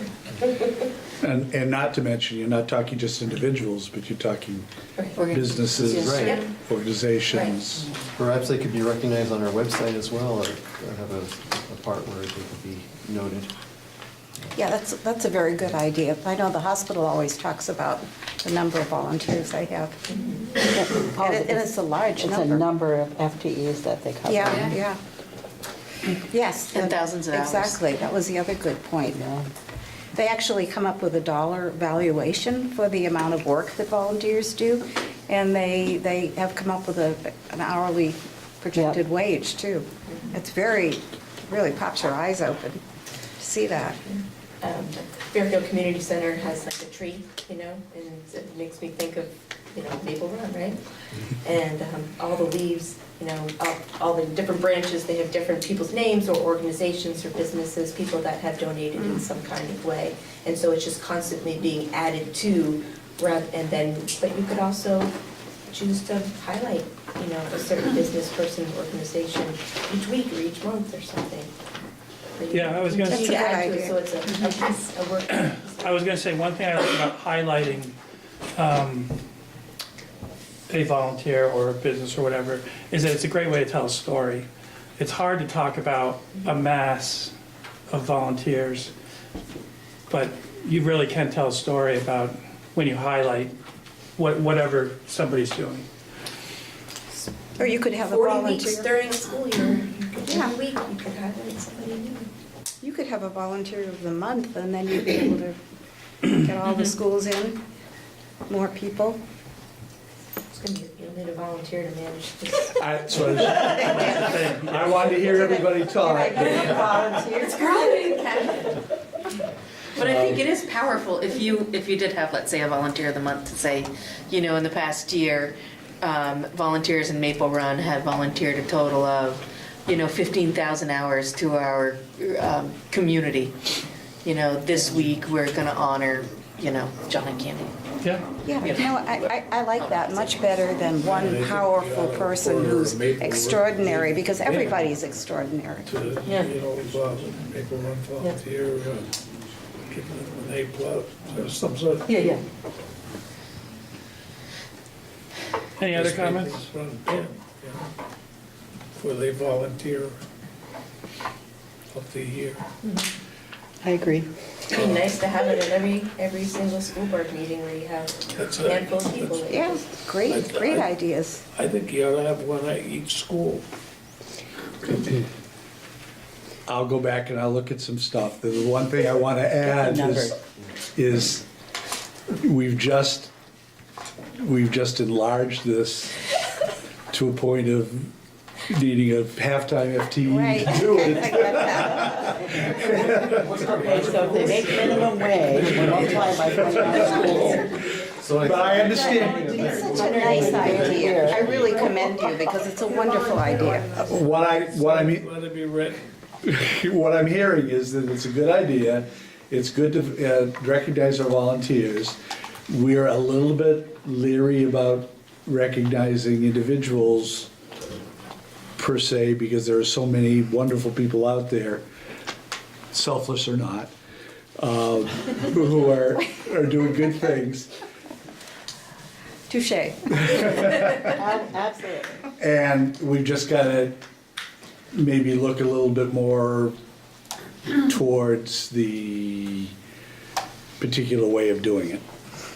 Can you get some numbers, though? I wrote that down because that's a minimum that we could start with. Right. And it would probably be really good for the board to know Absolutely. what we're talking about. Thank you. So we will do that. We'll continue the conversation. Yeah, I think everybody's in a good place. It's just how I to do think it. it's a good idea. I really do. Yeah, I think If you recognize broke it up volunteer. by school, like, you know, at ours, every week, a teacher gets nominated for something that they've done. And, you know, something that they added to the school. So, I mean, if each school had teachers sending the information to the principals about a volunteer they had in their classroom that month, or whatever it is, you could compile that, and then that could just get sent right over to you. It wouldn't have to be something that you would be, or someone else would be responsible for. The information would just flow. Yep. Okay, thank you, that helps. And utilizing the webpage, too, I think. Yeah, I agree. All right, on to new business, item 8A. Up to staff requests. Oh, no, I'm sorry, I'm in the wrong place. I'm in the right place. You're right as always, Yep. Jeff. Sick bank side letter. Is that you? So we have confusing language where, well, Can't imagine. we're not confused, but there are different interpretations of language in the contract. And to avoid it impacting people that are presently asking for sick bank days, we've agreed to consider this sick bank side letter, which will utilize the interpretation that the number of cumulative sick days is per person. Do all the board members know what a sick bank is? You know what a sick bank is? I don't know what an EA is. Education Association, Okay, thank you. that's the name. Thank you. So the idea here is that the side letter would be in effect until the end of the current contract. unless new language is negotiated. Yeah. The purpose of the side letter is to have it be a temporary fix, include clarifying language. Right. Well, it's for this year, next year, because there will be negotiations. I've heard it's a wonderful program. Sounds great, actually. Field trip sounds wonderful. So, It's pretty bare bones. $1,000 to assist the community center, so there's the community center request for $1,000 that we approve it. okay, thank you, Al. I second it. Thank you, Joanna. I think I said last time we did this, that, we have to look at these on a case-to-case basis when they come forward and evaluate them on their merits Yeah. each and every time. Yeah. Good. Any other discussion? Just had a quick question. I think last year I asked the same question. I think it's a great program. Is it, I mean, I know it's in Fairfield, but can we get it out to the other communities? Because just knowing, I mean, I wasn't aware until a couple years ago what city had, the city school had to offer, which I think is great, but I don't think the community, me, myself as a parent, we don't realize what's out there available in the other communities. And somehow if we could, Yeah, I mean, I mean, it's they do kind a of pretty laying good out for job some sort of stuff, but. putting their information out there. They have their own websites. They also put it on Front Porch Forum. I know that they put it in the newspaper, but I think that Just it'd to bring it all be easy together. to send it down and have it, Yeah. if the schools are willing, St. Tech and Saint Albans City, to put it on their website as well. I didn't know it was available to students Anybody in can other go. communities. Tons of kids from Sheldon go Yeah. there. Anybody Oh, that's can go. great. Yeah, I'm happy to hear that. It's not just for Fairfield kids. Yep. It's just a camp that's closer. Yeah, no, I know. Bakersfield kids go there too. It's affordable, more information. It's super affordable, but yeah. Has to. Are we all set? So all those in favor of giving $1,000 to the Fairfield Community Center for transportation, signify by saying aye. Aye. Opposed? 8-0, thank you. Okay, item 8C1, unpaid leave. This is a request that we had before, can't remember when, that we approved, and the person needs an additional 4 days because of snow days. Correct. Correct? And they are unpaid days. Unpaid days, yeah. And the administration would recommend that we grant it. But we have to sub back in for them, right? Yep. This person is finishing a master's program, I believe it was. Can I get a motion? So moved. So Al makes the motion to approve the unpaid leave request. Second. Nina, thank you. Any discussion? Hearing none, all those in favor signify by saying aye. Aye. Opposed? 8-0, thank you. And then item 8C2 is administrator contracts. I would like to move that into executive session based on 1 VSA 313A3, the evaluation of employees. Can I? So Second. Okay, Nina, Steve. All those in favor signify by saying aye. Aye. Opposed? Okay, that will go in executive session. Item other business, 9A warrants. Warrants are attached. I move that we approve the warrants. Thank you, Al. Can I get a second? Second. Steve, thank you. Any questions? All those in favor of approving the warrants signify by saying aye. Aye. Opposed? 8-0. Superintendent's report.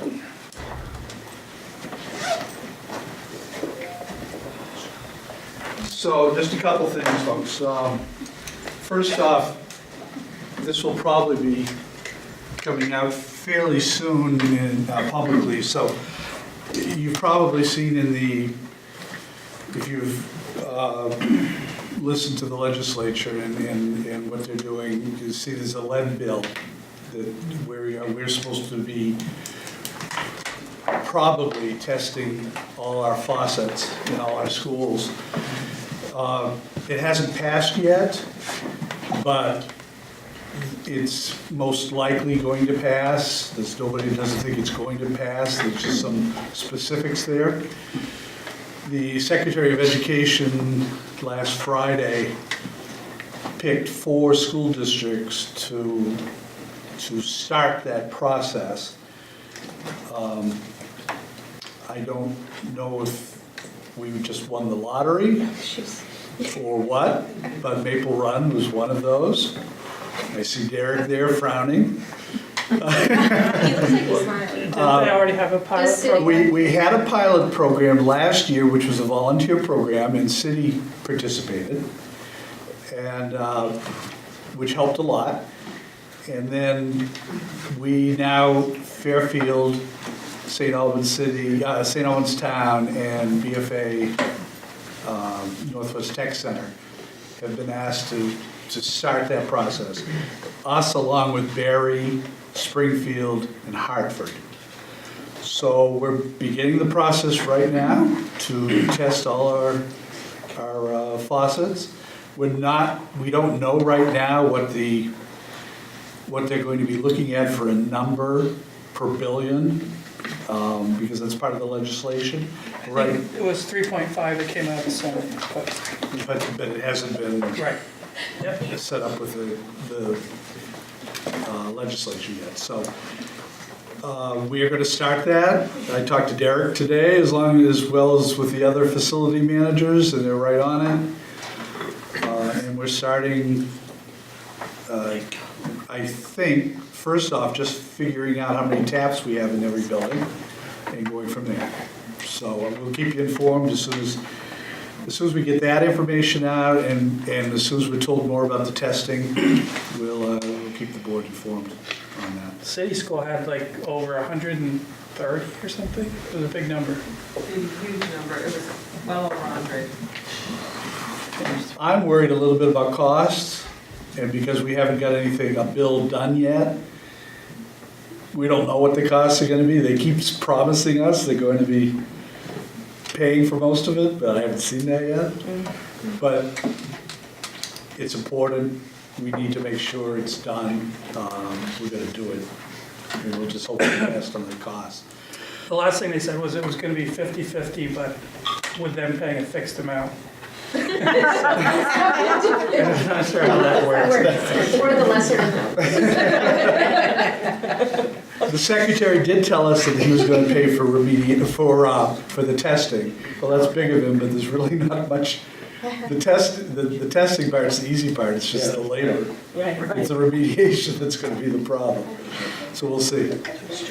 The only other thing, and just a reminder, the reason we're having tonight's meeting tonight is because Jeff and I will be gone tomorrow for a board chair superintendent powwow put on at Lake Maury. I'm actually looking forward to it. These are good conferences. And Jeff, I'm not looking at him, but he's graciously coming along. And then Thursday and Friday, I'll still be down there for an education conference, as well as Melanie's going, Joanne's going, Michelle's going, and Andrea Rasik, who some of you know is our new special ed director next year. She's going to aid everybody. So we're looking forward to that. And as I think I mentioned to you last time, the highlight for me is going to be the Speak Chorus performing for the whole educational community on Friday. So. Good. Okay. Angela, do you have anything else for us? I didn't know if there was any questions on the report, any student activities to highlight. There were just 2 things I wanted to mention. That we do have the One Odyssey of the Mind team, the Balsa team, they're headed to the world competition in Michigan this year. They rotate between Michigan and Iowa. So they'll be headed out on May 22nd. Want to wish them luck. And I also just wanted to highlight the fitness team competition that was held. We have the photo here. There was about 400 students in that competition, and the boys, the 5-6, one of our students, Owen Lewis, won the whole competition for all the kids. It's pretty impressive as a 5th grader. And then our 8th grader, Zach Reese, won the 7-8 competition overall. And then we also had Natalie Matas won in a category in the 5th grade girls. So just very impressed with the students' efforts and the physical activity. And there were some things we had in our report that added on to some of the things that we're trying to do to promote wellness and movement and student activity, the morning movement time. So just a couple things to highlight. I didn't know if there was any questions on anything I had there. There was. I Yes. was reading this afternoon. I was caught, the 8th grader, tied for first place with 1,000 curl-ups. Is that a misprint or something? No, that was Zach and Colby, and there was a 3rd student, and I forgot what school that student was from, but they actually, at the 1,000 curl up, they said, you gotta stop, like they stopped. So that was pretty impressive. No, it was not an extra zero. It's not a pull-up. It's a like a modified crunch. It's like a kind of a. That was my next question. So his arms. That was pretty impressive. Yes. Yes. It's awesome. Hats off to my nephew. Right. Famous. All right, thank you, Angela. 9D, principals' voices. Mr. Mosca, I see you right there. Well, thank you, sir. Got a couple of things I'd like to mention. First of all, I did have a chance to send a message to Dr. Girth and Jeff about a week or so ago. I think it's important for the community to know that BFA was recognized by U.S. News and World Report as pretty darn close to the top 20% of all high schools in the nation. We're very proud of that, and we'll be getting banners shortly, and we'll try to promote that. So I think they reconfigured how they assess schools, and they're considered now one of the best schools through that ranking. So I just want to make sure that the good folks at home are aware. It reflects a lot of hard work on the part of our staff, the support of our families, and of course our students. So that's a nice one. And then as far as the month of May, some extraordinary celebrations and opportunities for students to demonstrate their talents. This week, Thursday is Junior Jam, so that would be in theater. Friday is Bob White Comet, which is always a fun night, a tradition at BFA where students who might not ordinarily perform get a chance to get up and sing and dance and act, and it really helps promote the arts, especially to some students who may never see the stage. So we're really proud of that. It's a fun night, and hopefully you can come out, and it always precedes our prom.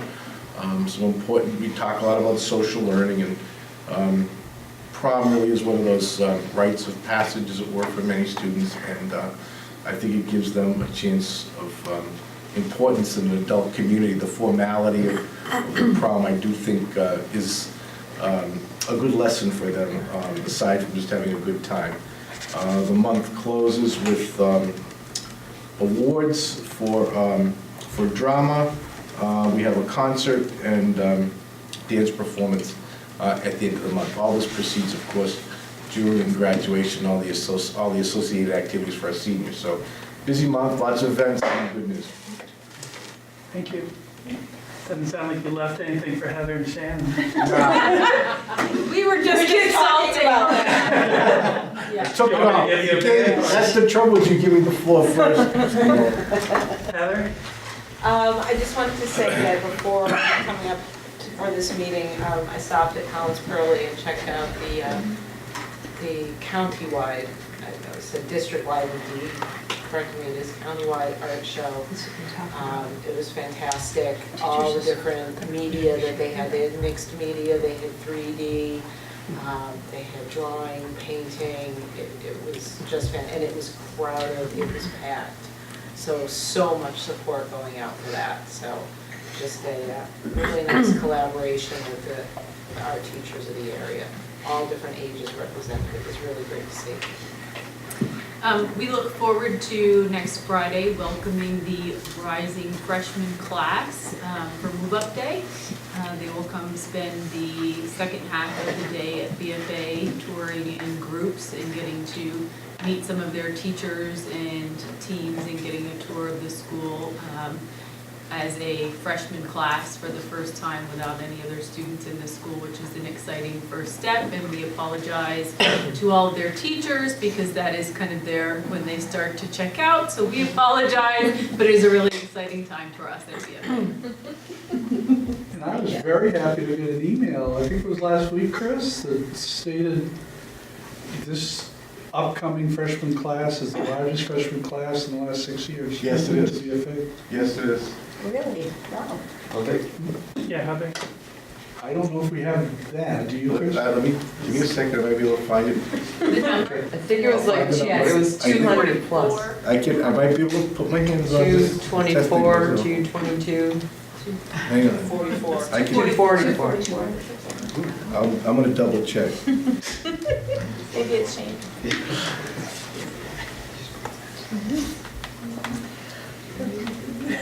Trust but verify.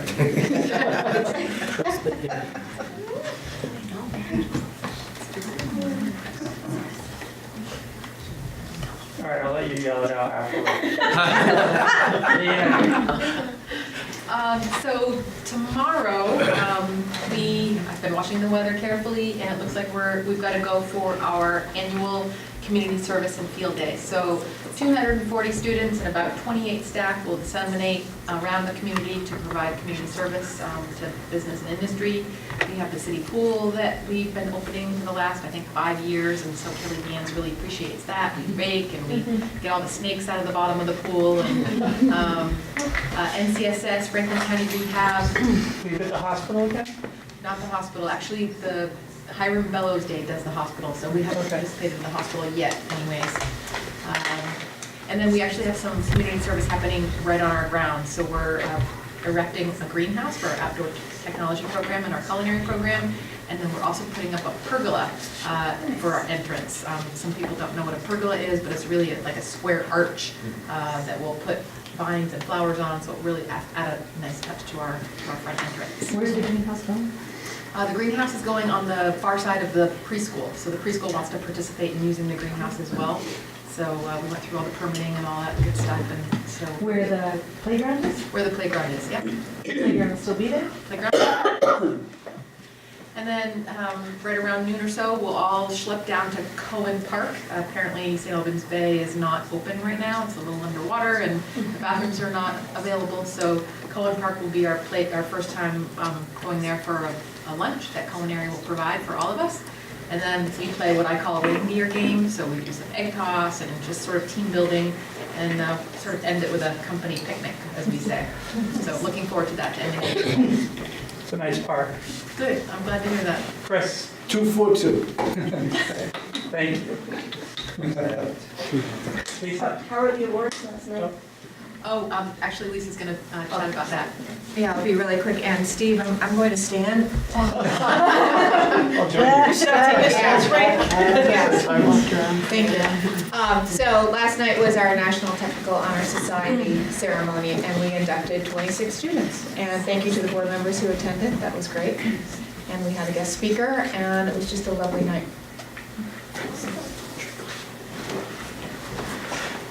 Dave? Thank you. First, I do want to be clear that while I lobbied the Collins Pearly Board and the Maple Run Board to set as a priority an artificial turf field and additional drainage for the baseball field, it had nothing to do with the weather that has proven the need. Sure. Or maybe it did. My report, we have 11 different sports teams of boys and girls tennis, lacrosse, baseball, softball, and our biggest team, which is track and field, all trying to get their seasons in spite of the weather, doing fairly well, but they're mostly behind. But I do want to commend the athletes and the coaches, as well as the physical education teachers and the physical education students for being patient and flexible, because it really has been a challenge for them. We've heard about the All Franklin County Art Show several times, but I, just from our perspective, wanted to state that we really love hosting that, and we encourage all of you and those watching on cable access to stop up to Collins Pearly to the lobby sometime this week and see what they're doing. We have a large number of community events this year. In April, we had our early starters, the Dave's Ice Cream Social and the Autism Walk. May began with the hugely successful Run for Jim, great event. We'll be having coming up the Bark for Life, Grady's Family Fun Day. The State of Vermont Unified Sports Bocce Tournament returns to Collins Pearly on May 23rd, and I encourage you all to mark your calendars for that. It's just a very, very nice event, one of our favorites for sure. In June, we have the Samaritan House Walkathon, the Relay for Life, the SYA Cheer Camp, and the Sweataway SMA, currently on the books as community events. And finally, the Franklin West Supervisory Union requested the use of our campus for a memorial service for Ned Kirsch. I'm sure you all know Ned was a superintendent for Franklin West, and we are honored to have been asked. And we look forward to helping our neighbors and his friends from all over to have an opportunity to have a meaningful memorial event, and that will be on June 1st, Saturday, June 1st. That's it. Thank you, Dave. Sean? I'd like to start by thanking Angela and Jason for feeding us so well this evening. That was very nice. We are a part of Fuel Up to Play 60, which is funded by the National Dairy Council and the NFL. And every year, out of every state, a student is chosen to represent the state in the Summer Summit. And for 3 years in a row, the state ambassador has come from Fairfield Center School. Kaylee Brannon, then Hannah Brannon, and this year, Alyssa Boudreau. So I want to congratulate Alyssa for representing the entire state of Vermont in Cleveland at the Brown Stadium this summer. Several other students have been invited to go with her from our school. It is a great honor, and we're very proud of that program and of Alyssa for her achievement. So what's your secret? We just do farm to school and agriculture. We do it well. Dairy is a part of our life, and what the kids are supposed to do is they're supposed to promote wellness within the school, and our kids just do a great job. Beth Horgan is the advisor along with Roxanne Duville-Handy, and she really pushes the kids to do things that get the other kids up and moving, including running our morning program that starts at about 7:45 in the morning, where all the children who are at school at that time do physical activity 3 to 5 days a week, and the students lead that initiative, and they also lead other sort of field days and activity days throughout the school year, and it's pretty impressive what they're able to accomplish. And our kids just rise to the top of the entire state every year, and that's a real source of pride for us. Good. Thank you. Joan? So we are wrapping up. We are right now in the middle of SBAC testing. That will end this week. Next week is science and PE. And then we move into one of the nice parts of the year when we actually get to celebrate all the hard work. We'll start with Stewardship Day and field trips and sort of wrapping down the year. Just to update you on something I brought up last time when you were at City School, I told you that our students for the first time are East Cyber Mission students who have previously done really, really well at the state level. And this was the first time that we actually got to the regional level. Well, the 4 girls who put together the presentation at regional are now going national.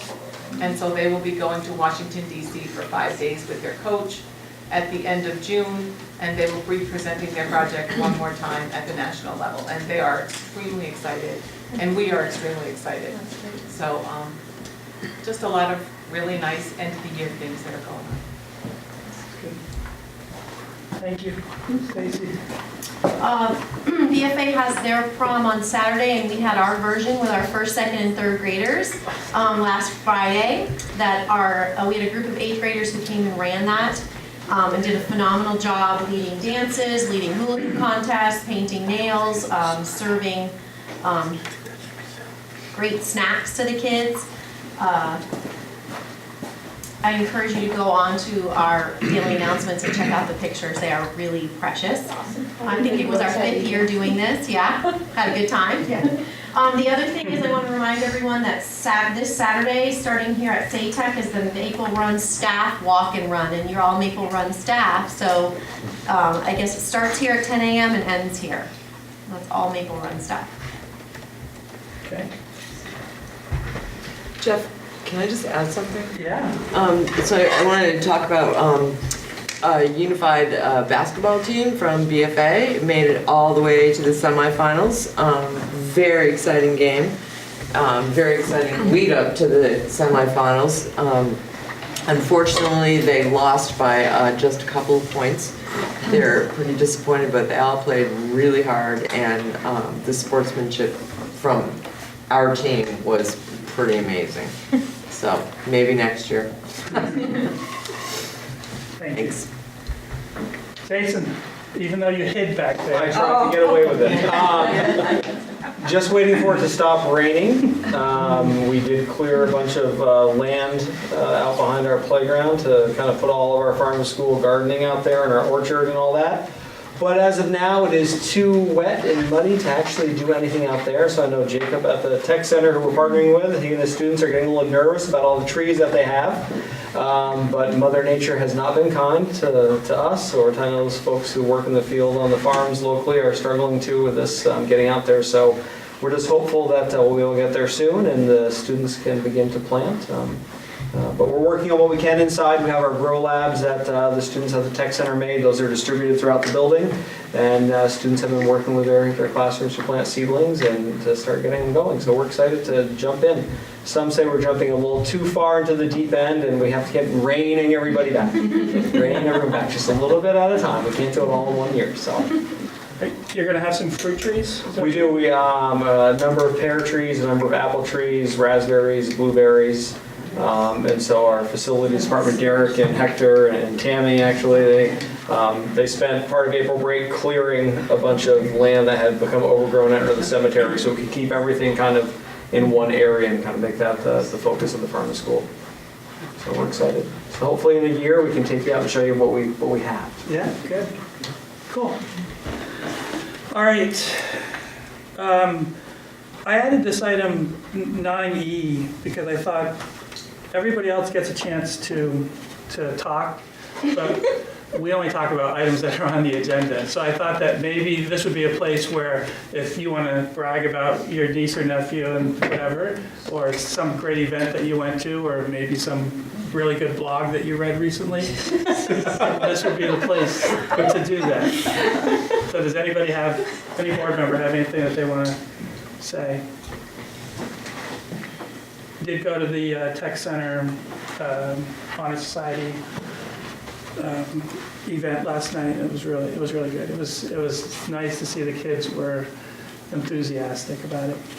So, and you guys do a great job the way you organize it, with the pictures and everything. Yeah, it was a nice format the way you did it by different. I can tell you this rehab center is looking forward to having kids come out again. Good. Thank you. And I am thankful for what looks like an art curriculum. Definitely. Well, and I might tell you, I'm going to be a judge at a cooking experience. All the staff are supposed to make their famous macaroni and cheese. And I'm going to be one of the judges to determine whether or not who has the best mac and cheese. Oh my. By the time I finish, I probably will be 20 pounds. So I just want to warn everybody in case they see me. We don't recognize you next time. All right. Like fun. Anything else? So even though I work in healthcare, I did not get this information from the hospital, but Shirley Raymond got a liver transplant. according to Facebook. Yes, And yes, she I- did. One of I our- talked to her. One of our Yeah. teachers Yeah. gave And I'm blanking on his name, so I'm going through the staff list and I can't find Oh, it. Jim it's Naylor. Jim Yes, Naylor. thank you. Yeah. Really? Yeah, so that's Wow, wonderful. that's amazing. It's all over Facebook. I have not broken any rules. No, I talked to her when she was down there, and she was there, she was such a trooper. I think it's just amazing. It's wonderful. Well, far less exciting, I did do the webinar on board retreats. Oh, I did too, yes. Yeah. I'll be happy to let you report. Yeah, well, I mean, it's pretty, and I have the email because they want you to go to the webinar and then 20 minutes later they send you didn't even have to go to that webinar, you could watch it anytime you want to. Because they gave you the PowerPoint, and the link to the webinar, it's just on YouTube. So, I can send it to everybody and you can all just look at it, it's pretty easy. But the biggest take-home message is that they're just really encouraging boards to have at least, 3 to 5 goals, and looking at whatever our vision statement is for the board, pretty much, coming up with some goals that are correlate with the vision statement, and talked about all the reasons why it's important, and they make themselves available to be resources to provide facilitation, for the board retreat. And I am delighted to know that the, does not need to be televised, just posted. Right. But it is an open meeting, so other people can go. Which is, But that was interesting. No camera. No camera, but still kind of weird. But Sorry about that. We like you. All right, so agenda items for future meetings. Review the wellness policy. Wellness policy, Talk about the retreat. Yeah, Could I make a request? sure. Since we've been MRUSD It's for a a good thing you while. remembered, because I Are you totally done? forgot. Well, that's why I don't depend on you. Just kidding. Just kidding. Just kidding. Make a request to pull a report together on, the cost savings of equity, anything that we've kind of done together, and why we were brought together to present in September to the public. So just kind of showing some points of cost savings, the programs that have been shared across the MRUSD, and anything that we can just kind of prove, promote, prove, what we've done is a good thing. And that's exactly one of the things that they brought up about the board retreat, is that you pause and you reflect on everything that has gone well, or maybe not so well, the things that you've accomplished throughout the year, and to document Things that that. maybe haven't gone so well, and maybe improving it, it's not a bad thing to point those out either, because, not a bed of roses all the time. What do you think, Kelly? I like the idea. It's gonna take a little time to I put gave things it in. to her. No, I heard. It's gonna take a little time to put together, I think. It's a great way to start the new year on. Yeah. September, happy to help with anything. You know what, they did suggest having an outsider as a facilitator, so I don't know. That probably doesn't fit into any budget line items, so. And I don't know what other people think. That was one of their suggestions. Yeah, what Nina's talking about would be a report out from Kevin Sorry. about It was a non benefits of sequitur. making- I was still stuck with the retreat. Okay, so we do need to go into executive session to discuss administrator contracts per 1 VSA 313A3, since it will involve the evaluation of employees. Can I get a motion? So moved. Thank you, Al. Second? Second. Steve? All those in favor indicate by saying aye. Aye. Opposed? Ayes have it. We are in executive session.